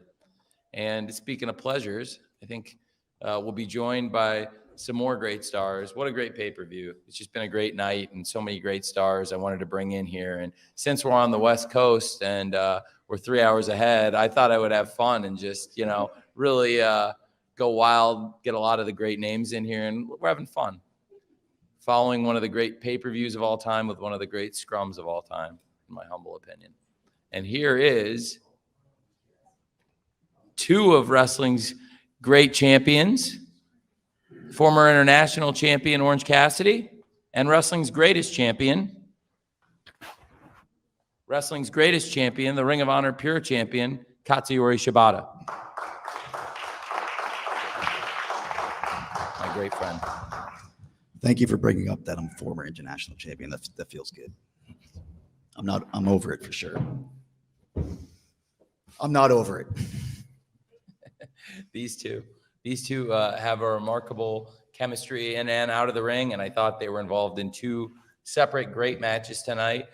They're very different individuals in many ways, but they found this great bond, and it carries over outside of the ring, and they become great friends in real life, and I thought they'd be great to come up here. You can ask them both questions or separately, whoever you want to talk to, but fire away at these two great champions. Bryan? It's Brian Alvarez from The Observer. This is for both of you, but I've been wanting to ask you for a long time. Who were your favorite wrestlers growing up? I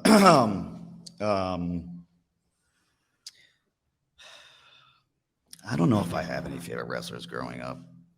I mean, I'm just going to say Razor Ramon. Jake the Snake? Big Jake the Snake guy. Tony actually knows that the correct answer is actually Jake the Snake Roberts. Yes, that's correct. That's from spending 4 years together. Yes. Shibata-san, growing up, you idolize, I think I know the answer to this. Of course, Antonio Inoki. Yes. Have you all seen the photo of Shibata-san as a baby with Inoki-san? Have you guys seen that? Yeah. He's got everything. Let's see. This is trust. This is trust. This is crazy. You're going to pull your phone out in front of everybody. I am. This is trust right here. I'm going to pull it out right here, and I've got something to. This is a great photo. Can I drink this? Wow. Here's I'll pass it around. Pass it around. You're out of your mind. Oh, you almost did it. You almost did it. I'll get through to Bryan first. Oh, there it is. Don't screw through the photos. Mandy, No, they're fine. Mandy, you It's better fine. watch that. It's fine. It's for you. Pretty cool, right? It is. You can throw it back. I'll catch it. Yeah, throw it back. I got good hands. I actually asked the question to you, Orange, because you have such a unique style. And so, you know, you can watch a lot of wrestlers and you say, okay, this guy loved this guy growing up. This guy loved this guy growing up.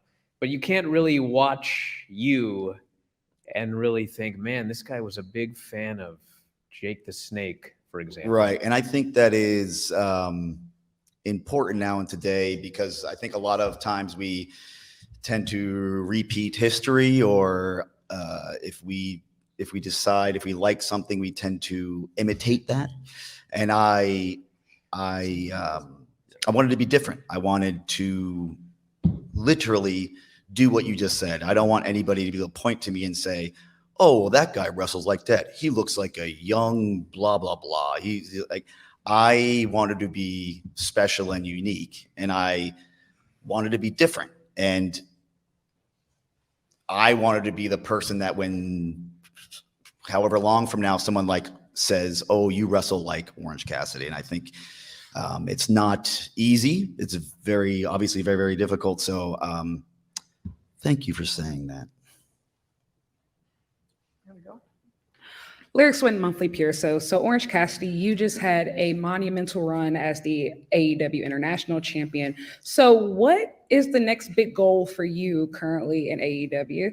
And for Shibata-san, I know your father was a referee and you grew up around Antonio Inoki. What did it mean for you to participate in this tribute show to him tonight?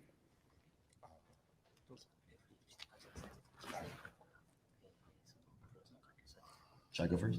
Okay. I'll go first. You want me to go first or Shibata? You want to go first? Okay. Okay. Yeah, you. Shibata, you. please.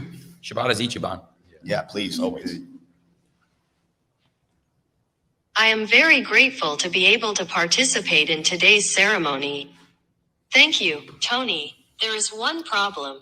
My battery is low, so today's translation will be done by Japan's biological Japanese machine. There it is. Okay, good. My man. There you go. My man. I forgot the question because that was wild. What'd you ask? I'm so sorry. I can't think right now. I said after your monuments were on the stage. Yeah. What's next? Like I said when I walked in here and it said former international champion. You don't have something for so long, and then when you don't have it, it's impossible to miss it. It gave me a lot of purpose, and it was something that I never felt before, especially in professional wrestling. So, it almost became an identity, which is difficult for me to say, but it is still at the forefront of my mind. And I think tonight, when I saw an opportunity to get into the ring with the current international champion, I took that opportunity for a reason. And, I just want it back. Yeah, that's it. Right here. Kevin Deers here. This question is for Katsuyori Shibata. So you trained down at the New Japan LA dojo. You were the trainer down there. There are some people from right here in the Northwest, Clark Connors, also Kevin Knight, who were wrestlers down there.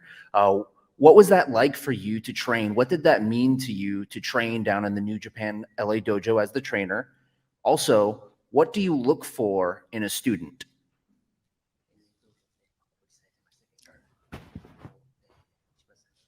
Well, I was explaining it. It's a good question. I mean, we got dead air here. I don't want to. No, it's good stuff. Okay, thanks.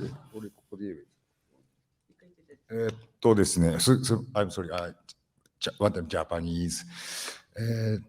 まあ、それぞれが自分の道を進んでいければいいなと思ってます。So I think every wrestler is going to each own way. That's the best way for everybody.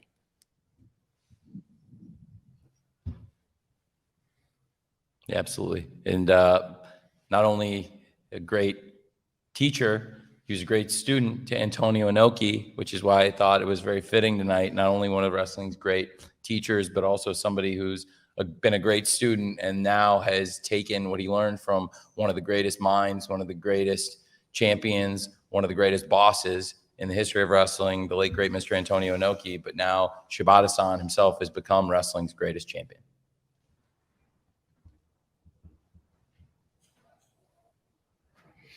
Nick Hart from Body Slam. This is a question for Shibata, or I guess also you, Tony. Shibata,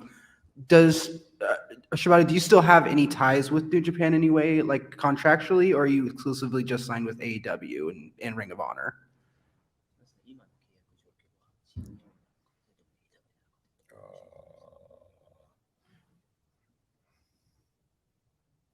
If Tony wish, I am ready to make a commitment.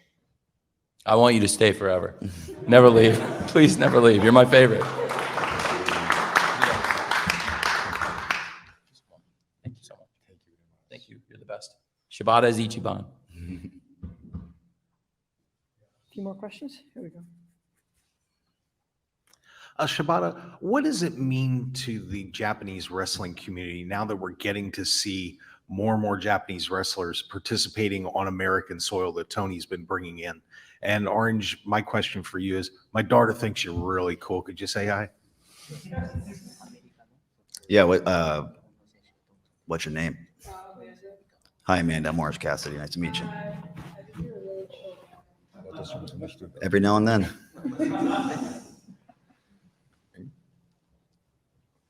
私もその一人なんで。So I am the one Japanese wrestler to come to the United States. Yes, absolutely. We've brought in a lot of great stars, but this is, there's no doubt this man is wrestling's greatest champion, in my opinion. And well, we've had a lot of wrestlers, a lot of great names come from Japan. I think the list starts and ends with the great Shibata. And I think we're very lucky to have somebody of Shibata's caliber and just wrestling aura to be here in the AEW locker room, and for people to see Shibata on American national television I think it is a wild step forward for us, for Americans to see a different side of professional wrestling that we all enjoy. So I think we're very, very fortunate. We consider him a leader in the locker room. Absolutely. He's one of the real leaders in AEW.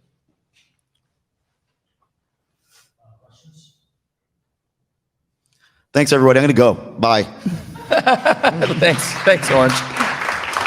Thank you very much. You're the best. Thank you.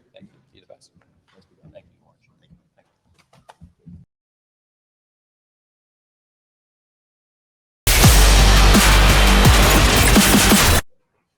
That was awesome.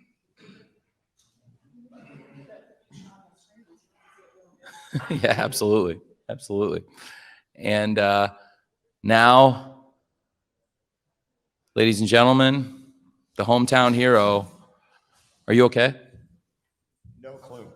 Oh, geez. You don't like to see that. I'm going to the hospital after this, but I got to be up early in the morning because I got to meet up with this guy at the REI to climb Mount Everest, and I got to talk to him about. He's my coach, so I got to wake up at 9 a.m. to go to REI downtown and plan this Mount Everest climb. Well, I hope you're going to be in a condition to climb Mount Everest. Yeah. It's already very dangerous and life-threatening, and you trying to do it with one arm is not a good idea. So please don't get yourself in a bad situation. Well, I told Jay, one of these days I'm gonna win the TNT Championship. I'm gonna climb Mount Everest, and I'm gonna make a will. And if I die on Mount Everest, I'll give him the championship back. Okay, good. That's a very morbid thought, but that sounds right on brand for Christian Cage and frankly for you. Well, along those lines of morbidity, It was one of the best pay-per-views I've ever seen. It was one of the great main events, one of the great shows, and the city of Seattle really showed the love to you. That crowd was amazing, and they were behind you so much. It was a great match. You are, I've been saying it to you for 4 years, sir, you are insane. And it's amazing. To your first pay-per-view main event. I remember your first TV main event, and we had Chris Jericho sitting here, and, you know, he was putting you over. And I remember 4 years ago, we were celebrating the 4-year anniversary of Dynamite, and it was our 3rd ever episode. So just about 4 years ago in Philadelphia, you tore the house down your first TV main event, and you absolutely tore the house down in your first pay-per-view main event. You're the man. Thank you, sir. Thank you. Darby, JC from Havoc Sports, man. Yeah. The last time you were out here in Seattle, you did the climb for base to space at the Space Needle. Yeah. Would you want to do it again? Yeah. No. No. We ran up all the steps on the Space Needle. It was for charity, right? Okay. I'll make sure I wasn't just a dumbass running up. All right. And then, yeah, no, that was fun. I had a really good time there, and I'd love to do it again. Anything with Seattle I want to be a part of, like any local, like anything to help, you know, because this city really shaped who I am. So anything I can give back to it, and, you know, just like whatever, like, you know, investing in like new, like just a bunch of stuff to help out the kids, especially if, like, you know, I'd love to do meet and greets and like skate with all these like kids in the local area and stuff like that. So, because I know when I was younger, there wasn't a lot of, you know, things going on. So I'd like to give back to the city, to the kids. That's why hopefully that little kid that I gave my skateboard to actually skates one day. So, and I don't see it on eBay, please. Right here from the Observer. Yes, sir. What did it mean to you to have this main event in Seattle? Nick's there, Shauna's there in the front row. I'm sure all of your friends and family. Pay-per-view main event. And the second question, I guess, what are your memories of driving around with Adam Friday night, filming all that stuff? So first of all, main eventing this show is, I can't put in words how much that meant to me. And it was the perfect storm of like being in Seattle, having Nick here and everything. And it's like, I have sacrificed so much to get to this point. And like, literally there's no words to put into it. And I'm so grateful to have AEW here, and I don't take anything for granted. Anything like I'll say it for the millionth time, there's never going to be a bidding war for Darby Allin, because I'm going to live and die in AEW. And I mean that. Like, it's just, life's too fucking short to play these childish games. Like, and I'm being real here. Like, I love this place, and to put me in a spot like the main event in a building that I've been coming to, you know, even though it was like the Key Arena before, but it's like a full circle moment, and it was very special. And you know, I broke a nail. So it was, but Adam, yeah, did he talk about that? Yeah, Did Adam talk about the little bit? A little bit. No, he talked about Friday night. I thought you meant about you breaking a nail. Oh no, we didn't talk about Friday night. No. Did he say how the trunk was open and we're all hanging on? Yes. All right. Okay, he covered it. Yeah, no, but to do. Like, I love being a part of every little thing. So I was hit up earlier this week talking like, hey, yo, Adam's interested in like filming this vignette, and you're apparently the vignette guy, and I know all the street spots around here, and like try to get all these angles. And it just so happened, I don't know if you guys caught it, as we were driving down with the drone shot and those fireworks going off, it was the perfect time because the Mariners just won or something like that. I think they won, right? Does anyone? Okay, all right. So then the big old fireworks going off, and then I was like, man, they're gonna think we paid for that fire. It was so epic, and that was my first time meeting Adam, and it was incredible. Such a good guy, and I told him straight up, you know, when he came here, I was like, I'm one of these young guys that want to pick your brain, because I'm not one of these guys like, yo, I can't learn from the vets. Like, I love working with the vets, like hence why I love working with Sting. And then he's like, just to let you know, I'm not the type of guy that tries to push, like back in my day, onto any of the young guys. And I'm like, what the hell are you talking about? Back in your day, you were doing spears through flaming tables and like jumping off ladders. So I'm like, I kind of embraced your back in the day, man. So he's a really incredible guy, and he was so humble and so open to letting me like help throw my ideas around, you know. And a lot of that video is very special, like to me. So it just, I don't know, it was awesome. If I may, before you, I thought the main event was amazing, and really, all your matches with Christian have been amazing. I was, as you saw when you came back from your match on Collision with him, when you beat him on Collision, I thought that was one of the best matches we've ever had on television. And I was texting people, calling people right after, and I said, if you didn't see Collision tonight, that was one of the best wrestling matches I've ever seen in my life. And it was a great wrestling match, and you guys did go outside and do crazy things, but it was unbelievable. And then tonight, somehow you took it to another level. I don't know how you topped it, but you did. It was an amazing main event. And on a night where all the matches stole the show, it was a main event that stole the show. And then everything you did in front of the hometown fans and the reaction and the love you got, I think you should just be so proud of what you did. Yeah, it'll all sink in like tomorrow for sure. Like, I'm really grateful for everything. And if anyone's curious to why I was bleeding in the very beginning, I was hitting the skateboard on the stairs, like, and then it bounced up, hit me in the face, and then all of a sudden, and I was like, all right. It's like a Kerry Von Erich, but very different reasons. Yeah, it was fun. Kate from Fightful, I'm sorry about your broken nail. It hurts. You ever get acrylics? I have, yeah. They're it pretty hurts. painful. It yeah. actually hurts. I'm sure it's the most painful thing you've done today. But this is the second time we've seen you be the incoming program from the hottest free agent on the market, like marquee signings that are coming in here. What's it like to be trusted in that position and participate in programs like that? You know, like I've literally thought about this. I've been in so much debuts, Jeff Hardy, Sting, you know, like the list goes on, and it's incredible. I think it speaks volumes to Tony having the trust in the homegrown guys, you know, putting in that spot, and then, you know, it helps just elevate me. I have no problem whoever comes in this company. I want as much like talented people. Like, I don't care about like, oh, I'm gonna lose my spot if this guy comes. No, it's just gonna make me work harder. And that's what we need, is people just to work harder and like no one phone it in, because I don't want anyone to take this place for granted. So yeah, I'm very, you know, I love being in that spot. So hi, Darby. Had a question. You very ingrained in the Northwest wrestling the wrestling scene, sorry, music scene, I was going to say, wrestling scene. I did a few karaoke performances around here. Absolutely. You trained at Nick Wayne's father, Buddy Wayne, the late great Buddy Wayne. Can you share any stories about your time with Buddy Wayne? Anything come to mind when I say Buddy Wayne? Well, you know, it's crazy because I literally became a part of the family. I was going on vacations with them, and I remember the first week I was there, actually the very first day I was there, he's like, you look a little weird, but we got something here. And then, you know, and he's like, you know, because he came, you know, around the 80s and stuff, and he's like, yo, because at the time, the school, there was people that were like, their characters were like bowlers and all that stuff. He's like, why don't you be a gas station attendant? And I was like, I don't know, man. But he was very, you know, I was very like, it's awesome being around him so early on, because you don't realize what you got until it's gone. And then you also don't realize what you got until you're here. And then to see, like, if I was to go to any other school, who knows if I'd make it here. Everything happens for a reason.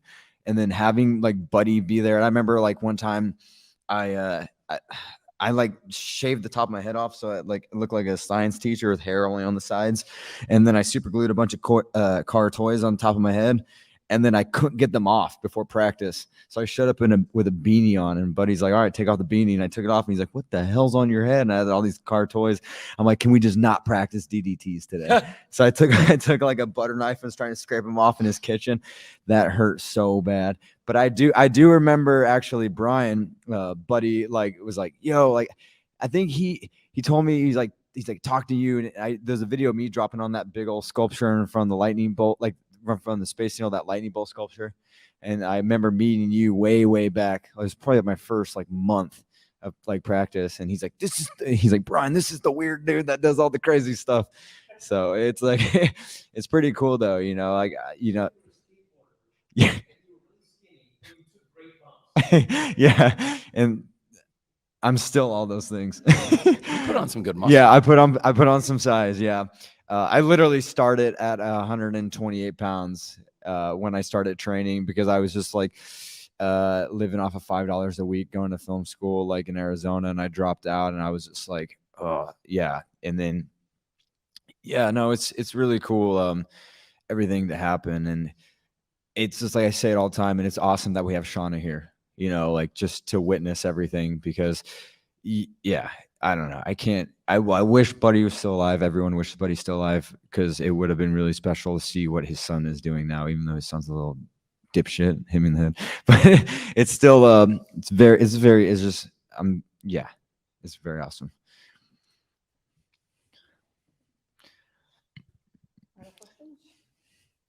Go on, Mark. Hi, Mark Hoke. What is it like to be standing in the ring when you've got Sting and Adam Copeland there? I mean, that just has to blow you away. Yeah, I think, wasn't it you that said we're gonna have this generational moment? Yeah, 3 generations, in my opinion, 3 of the great wrestlers of my lifetime in 3 different generations, and all still in 2023, all of them can still go at the highest level, and it's 3 generations. They have, I think, a thread that ties them together. Frankly, 3 darker, esoteric figures in the world of pro wrestling, to say the least. And it just felt right to me to see the 3 of you together like that, and it was special. Yeah, being in the ring with those guys, it's like a moment where it's like you can't really stop and smell the roses that much, because I'm in so like I'm like, whoa, what a match that was. It like really took a lot out of me. But having like being in there and sharing that, these are people that I grew up, that kind of, I remember being such a fan of Adam. And I told them this Friday night, I was like, the only wrestling shirt I felt cool wearing at school was the Rated R Superstar shirt. So it's like, and I'm like, that's like my goal with wrestling, is just to have people like be like, yo, that guy, he's different, and he doesn't embody what people think wrestling's about, so it's cool. Like, and I think Sting's the same exact way. So being in the ring with those guys and letting them like share that moment with me, like is amazing. So it's cool. I'm grateful for it. So. That was awesome. It was a great pay-per-view, and you stole the show yet again, sir. I hope this is going to be something we can work through. Yeah.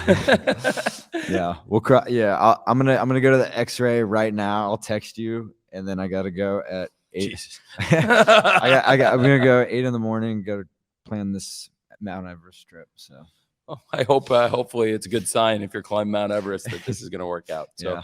Well, I can't thank you enough for tonight and everything you've been doing. You're the man, whether it's Dynamite, Rampage, Collision, WrestleDream tonight, every pay-per-view. You just come in, you absolutely steal the show, no matter where it is. On the show, you always deliver. You go so hard, and tonight in the main event, you delivered another great one, and I really appreciate you. Thank you. Thank you, sir. Thank you, Darby. I'll shake your left hand. Thank you.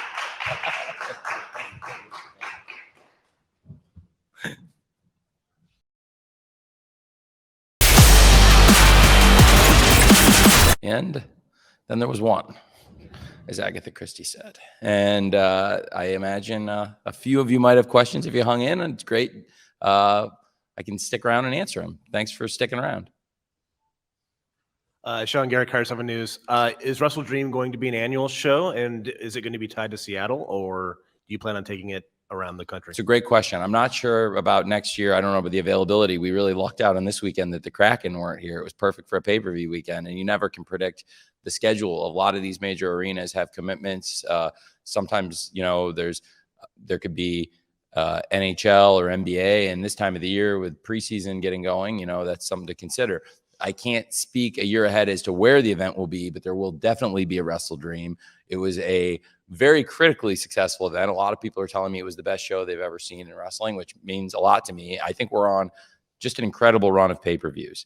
Since Collision started, we have done 4 straight pay-per-views that I feel are all classics. And I really believe the TV has also gotten better, and in turn, the pay-per-view has gotten better, because with 5 hours of television, you can do so much more storytelling. You can build so many more stars, have so many more great matches, great segments, great characters. You can develop a pay-per-view so much better with 5 hours of television than you can with 3. So for so long, we had 2 hours to do everything. And I think we were doing great stuff. We added a third hour, and it really felt like we stepped up in 2021, right around when Rampage came in. But the roster kept getting bigger. The star power has continued to grow.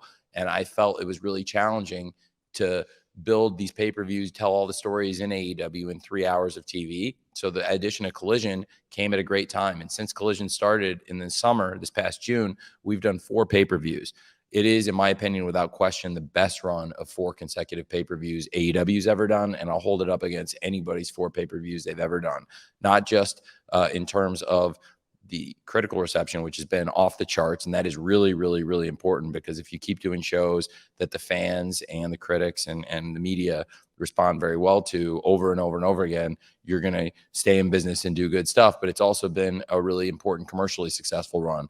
And, we had Forbidden Door. That at that point was our biggest gate of the year. It was up from last year, which was the biggest debut of any pay-per-view we'd ever done. And it was a great show. Some people thought it was our best show. Then we went to All In. It was insane. It was something, it took our product to a level we've never been at. And it was a great wrestling show, but it was also commercially one of the most successful events ever in wrestling. Is a live event from ticket sales. It was the most successful event ever. It sold 81,035 tickets. And as a pay-per-view, it was huge. It was our biggest pay-per-view in years, and I think it'll end up as one of our 2 biggest pay-per-views we've ever done. And so that's pretty great. And it was by far the biggest debut of any of our new shows, following on Forbidden Door, which was our biggest debut, and then stepped up this year. To go from Forbidden Door to All In, then you go to All Out in Chicago. People say, how are you going to follow All In? Well, All Out followed it. It was amazing. We kept the streak going. Some people thought All Out was even better than All In. And going off 3 straight great shows, to come here, the lineup looked great. Everything was in place to have a great show. All the matches were amazing, top to bottom, an amazing show. And then to boot, what an awesome moment debuting Adam Copeland at the end. And it just felt like we're on this great run. So WrestleDream is here to stay. As a pay-per-view, it did incredibly well. Looks like it's up from All Out. WrestleDream over 100,000 buys, I think, is pretty safe to say based on digital projections. And that's really exciting. So to have a new event like that debut in line with a lot of our other big pay-per-view events, really exciting. And it bodes very well. 100% we're going to do WrestleDream next year. I hope that Mr. Inoki's grandchildren will join us again. And I thank them very much for the great gift. The scarf, Mr. Inoki's scarf, really it meant a lot to me, and I'll keep this forever. And to be able to wear this and produce a great wrestling show and stand side by side with them was very cool. And then the only thing that made it better was to have Rocky Romero and Shibata-san out there. It just felt really right, and it was really nice to do that. So it was a great show, a great event. I think we accomplished everything we set out to do tonight. So definitely we're going to do WrestleDream again next year. I hope the Inokis will also join us at Full Gear, because they live in LA, and we'll be in LA for Full Gear, our next pay-per-view event, November 18th. Full Gear will be on a Saturday, which will allow me to have a great event on November 18th on a Saturday. And tonight we went head-to-head with the NFL, but we actually came out and had a great pay-per-view. And yeah, you never want to go head-to-head with the greatest media property in the world, which is the NFL. But thankfully, we had such an exciting event tonight. We were able to really hold up and do great pay-per-view numbers. Full Gear, I like George Costanza, I won't take my chances that night. I'll get out. I can get out while I'm ahead on that one, not mess with my own league again. And what it'll allow me to do, we'll do 2 great nights at the Forum. November 17th, Friday night, we'll have Rampage and Collision both at the Forum. And then have a great pay-per-view, November 18th, Full Gear, one of the biggest shows in AEW. And very fitting to go back to the Forum, where we've had some of our best events ever, for our pay-per-view debut. And I get to go back to Jacksonville for the Jags game on a red eye, which is awesome. So I'm looking forward to that. Hopefully it goes as well as this pay-per-view weekend did for the Jags and AEW. Thanks, Sean. Great to see you. Hey, Bryan. Hey, the MJF storyline is that he's holding the tag titles for Adam Cole. Is there an update on Adam Cole's foot? And were there any other injuries tonight? Tonight, you saw Darby walked in here in a sling and scared the shit out of me. But besides that, we're in pretty good shape. And Adam Cole is injured. I think I will leave the updates for a later time. But thankfully, he's going to be okay. He'll be back. And maybe he'll still be Ring of Honor World Tag Team Champions when he comes back too. MJF wants to retain those titles so that when Adam Cole comes back, he comes back as a champion. And I think that's what friendship's about. It's pretty noble. And he's taking a lot on himself right now, taking the schedule of a world champion in AEW and a world tag team champion in Ring of Honor out of friendship. So that's pretty cool. And we'll see where it takes him next. He's got a lot of things going on, not only Adam Cole's injury, but, there's people accusing him of being the one who took out Jay White. We're going to hear from Juice Robinson and the Guns on Wednesday with an update on that whole situation. I thought Juice Robinson also, by the way, had a great match last night himself with Andrade El Idolo. That's just something to keep an eye on there. And just, a lot going on. As far as injuries, I think there were a lot of beat up people. It was a hard-hitting night of wrestling, so stay tuned to that. But knock wood, came out pretty healthy considering how hard-hitting and physical the show was. Thanks. Nick Hart from Body Slam. Pro Wrestling Noah recently announced that Nakajima wasn't going to be renewing his contract. As he's considered one of the best wrestlers in the world, is that someone you guys have taken a look at or interested in talking with him to try to bring him in? I am interested, and I've heard he's interested too. So that could be good. Yeah, big guy. You just did a fist pump there, so you like that, as Kirk Cousins would say, and I like it too. So Nakajima very talented, and I think that would be great. He'd be a great fit here. I've heard he's interested in coming, and we'd be interested in having him. Something to consider. Thank you. Great question. Emily May with Sportskeeda Wrestling. We saw tonight in the audience, Mighty Mouse, Demetrius Johnson. The fans were excited. I know everyone online was talking about it. And we've seen this challenge against Kenny Omega, Street Fighter 6. They've been going back and forth on social media. So what does this mean? Is this perhaps a partnership with One Championship? Can we perhaps maybe see some future fighters in an AEW ring? Well, it's a great question. We've had great fighters here before. Of course, American Top Team has participated.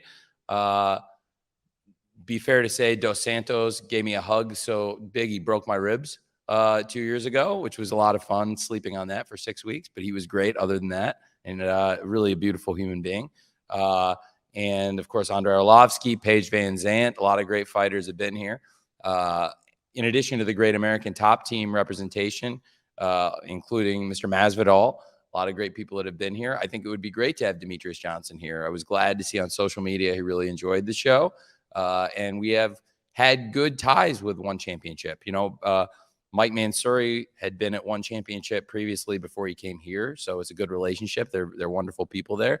That would be great. I think having stars from MMA is a great crossover opportunity, and a Mighty Mouse, Demetrius Johnson, is always welcome in AEW. Thank you. Lyric Swinton, monthly peer. So you have been known to spend the big bucks when it comes to music in AEW, and I think that that's been something that's resonated with a lot of fans. So talk about like how important it is for you to, secure some of those big tunes, whether it's, Final Countdown at Forbidden Door, or even tonight bringing in Metalingus for Adam Copeland. It's really important. It always helps when you have a big star like Adam who's really well connected and can help you save a couple bucks on the price too. That's always nice. Unfortunately, Bryan wasn't so well connected with Europe. That one really cost me. And then there's other opportunities along the way, like, Jefferson. When we first came to them on Jane, to be honest with you, I don't think they had any interest in doing it with us. And then when Pixies got really over, all of a sudden Jefferson came back with a very fair price quote, and we were able to bring Orange the song that he'd been associated with long before he got to AEW. I'm really appreciate you asking that. Thanks, Lyric, because before the show, I was saying in my office to a lot of the producers and coaches and production staff, it's a huge part of what we do. It's such a huge part of AEW's identity and something that sets us apart, and I think helps make the show feel cool and different than anything else in wrestling. It's a very Major League Wrestling show.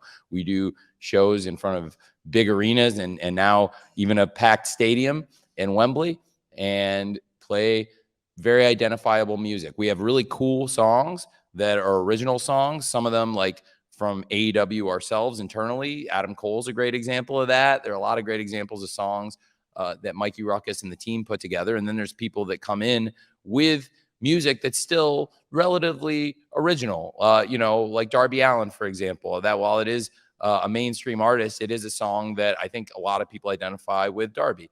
And I think it's great to be able to bring in a lot of outside music and then bring in classic tracks like Jefferson for Jane, which is such a great fit. And I'm really very glad they did choose to work with Orange Cassidy. I think it's been great for everybody.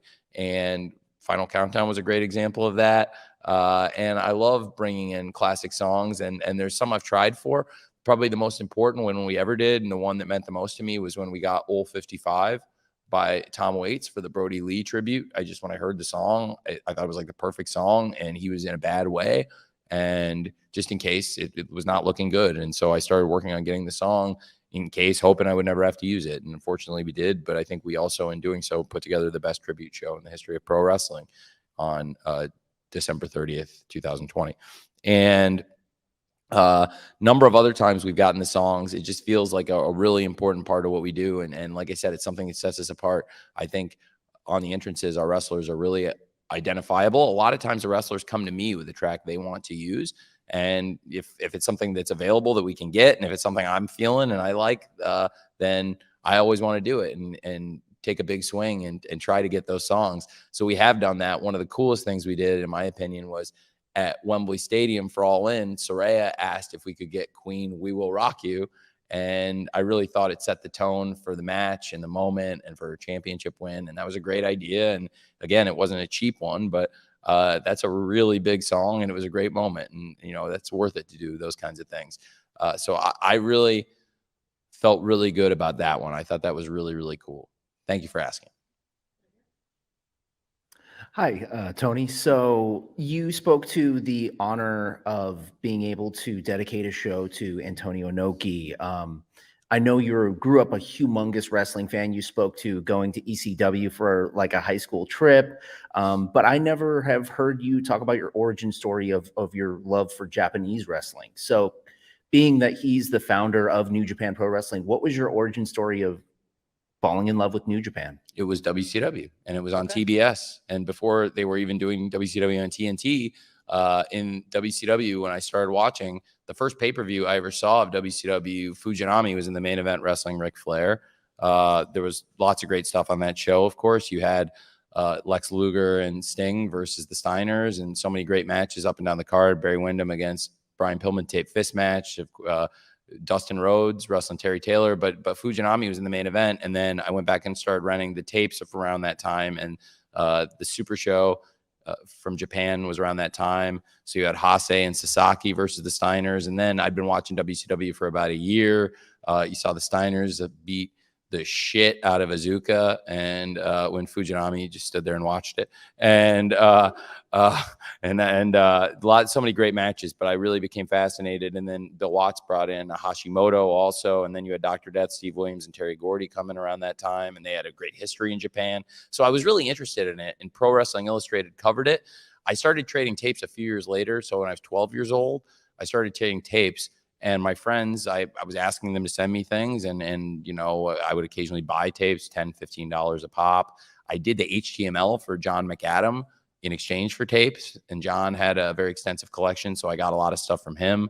Other friends, Del James, who also sent me my Inoki Peace Festival shirt because he was there, so I had a white shirt I wore all the time. It was in the rotation from the 96 Peace Festival. But I think WCW, first of all, I think it's really important what we do, creating a challenger brand in wrestling, but also a place where New Japan can have that kind of relationship, and then introduce to the mainstream, bring kids into Japanese wrestling like I was, and young kids can watch TBS and TNT and see great wrestlers like Shibata-san or Okada coming in and around Forbidden Door, and see these big names. And then now what's really cool is you don't have to necessarily pay for tapes or trade tapes, because there's so much video content available online, which is everybody's online essentially now to some extent. So it's much easier to see these wrestlers competing, whereas I was reading about them a lot in magazines or when they made their appearances in WCW. So TBS is actually how I was first introduced to New Japan, and then a couple years later through tape trading.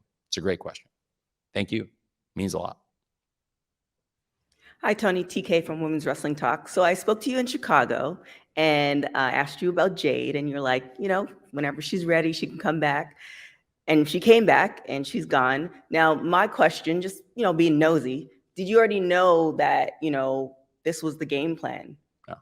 I knew Jade's contract had been at a, ticking down, and we were talking about a new contract, and I was very interested in Jade coming back, and we were having a negotiation. And I think it was I made a very big offer, and I thought it was a very fair offer. And I think she was considering it, and then she asked for a bigger offer, and then I went up again, and I kind of thought that was going to do it. And then it didn't, which I was surprised, because to be honest, I came up to a number that was higher than her original ask. So I don't know what I would have had to do at that point. So I was a little surprised, but I was, when I answered your question, really hoped Jade would be back.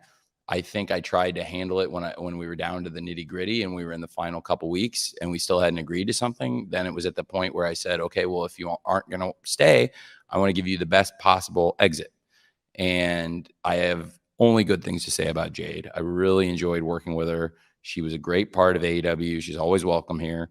I tried to give her the best possible send-off I could. The classiest send-off I've ever seen in wrestling was, at the time, I thought it wasn't the kind of send-off I really saw, and I was 10 years old, and I could tell it was different, was when Ric Flair left the WWF.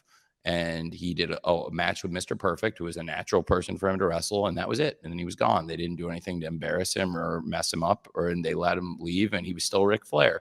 He wrestled the match against the person he should have wrestled, finished up and left with, not only, to say the least, not only with his dignity, but in probably a better position than he came in. And that's what I tried to do. I wanted to give her the best possible send off. I think the natural thing was there was no rematch ever against Kris Statlander. So I had her do a run in and lay out Statlander, knowing that it was going to set up the match where she would likely finish up unless we came to an agreement at the last minute, which I was really still hoping would happen down to the last minute, to be honest with you. And I don't think I'm talking out of school. I have only positive things to say, but that's where it was at. So I thought I had a pretty good plan at that point that, if this is it, that's where we'll finish up. When she did the segment where she returned on Collision to set up her final match the following week on Rampage against Kris Statlander in the main event, and she did the run in, and Tony Schiavone came up to the desk, tapped on my monitor and said, "You're a classy guy, boss." And I think he meant it. That was a classy way to send her off. And, I try to make this a great home for wrestlers, and I want people to see whether you're coming in or coming out, we're going to treat you well. And I really respect and value Jade. So I wanted to give her a good send off. And like I said, I wish her the best, and she'd always be welcome back if she wanted to come back. Thanks.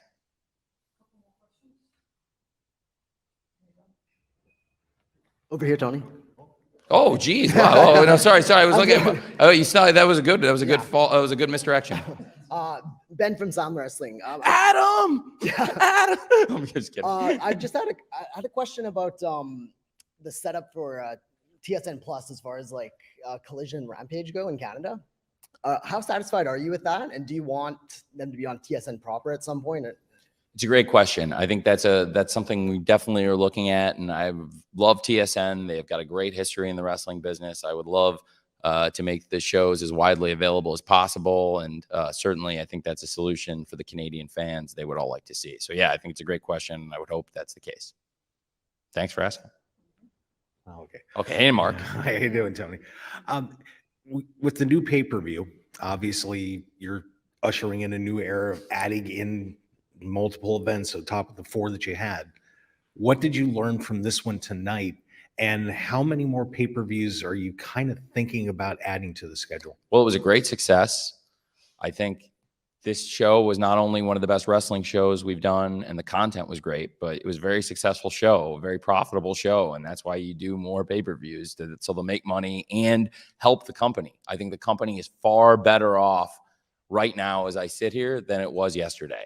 That's pretty cool. So I definitely think it was a very worthwhile event.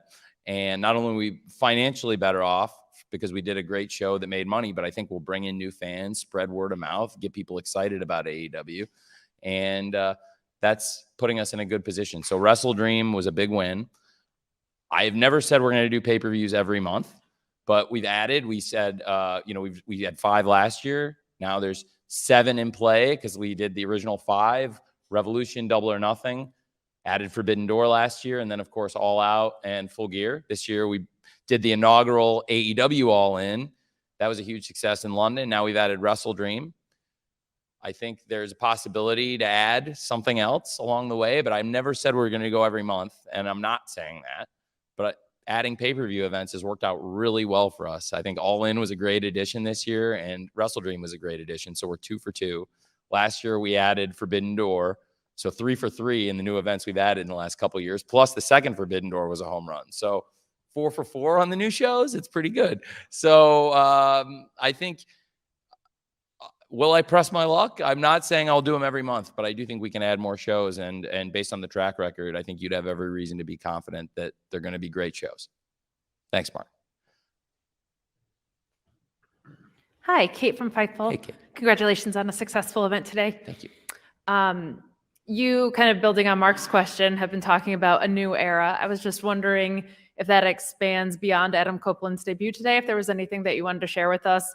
And I know you shared some kind of initial thoughts in the beginning, but how exciting is it to have Adam Copeland here, and anything you wanted to add about that? So great to have Adam Copeland here. He's one of the great wrestlers of my lifetime. He's such a great leader. He's going to be a great leader in the locker room, and for our fans to know that you tune in this Wednesday, you're going to see Adam Copeland on Dynamite. You tune in this Saturday, he's going to be at Collision.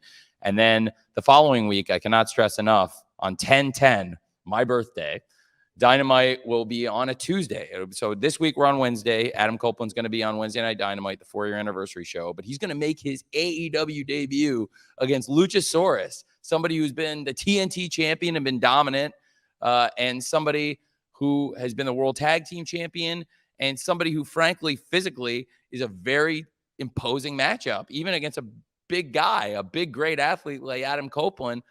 Luchasaurus is bigger and, and frankly, a very impressive athlete. So that's going to be a great match and so much to look forward to for Adam Copeland. It's going to be a new era. It's a rated R era in AEW officially. And yeah, there's going to be a lot of other new things to look forward to. There's so many great wrestlers, all the people that participated on this card. Toni Storm, I think, is doing some of the best wrestling in AEW, some of the best character presentation, is one of my favorite wrestlers, one of my favorite people. She's actually back visiting her family right now. That's why she's not here. Otherwise, Toni Storm would have been a very good candidate to be on this pay-per-view or any show I do. I think it's people have noticed since she came in. I really like booking Toni Storm in matches and promos. She's only getting better and better and better. I can't wait till she's back because I have a lot of interesting plans and a lot of things I want to do with Toni Storm. She's fucking awesome. And there's a lot of other people in the company that are doing a great job right now, top to bottom, people that were on the pay-per-view tonight, and then people that, whether they've been on Dynamite, Rampage, Collision, or even people on Ring of Honor trying to work their way up, or just people on Ring of Honor that are top stars, because right now Ring of Honor's got some of the best champions in wrestling. I just think there's so much exciting stuff happening, and I think that, yeah, it is a new era, and we're going to also try to keep doing what we've been doing, which is doing great pay-per-views, because we're just on an insane run. Thanks to all of you giving us this opportunity and being here. It means a lot that you would come to Seattle, that you would all stay to midnight Pacific time and sit through these great interviews and give me a chance to talk about an event that meant a lot to me personally. Tonight's WrestleDream show. This is so cool to wear the scarf of Antonio Inoki given to me by the grandchildren of Antonio Inoki, and that they had a great time, and that I think they're going to come back, and that they thought this was a good tribute to him. That is about as cool as anything. And everything else was just an amazing blessing. I mean, from start to finish, this is just one of the greatest nights I've ever been a part of. And we've had some great times here, I think. And I'm just very grateful to all of you. Thank you for being here. Thank you for covering this. Thanks everyone watching tonight. And I'll see you Wednesday for 4-year anniversary of AEW Dynamite. Thank you. Thanks.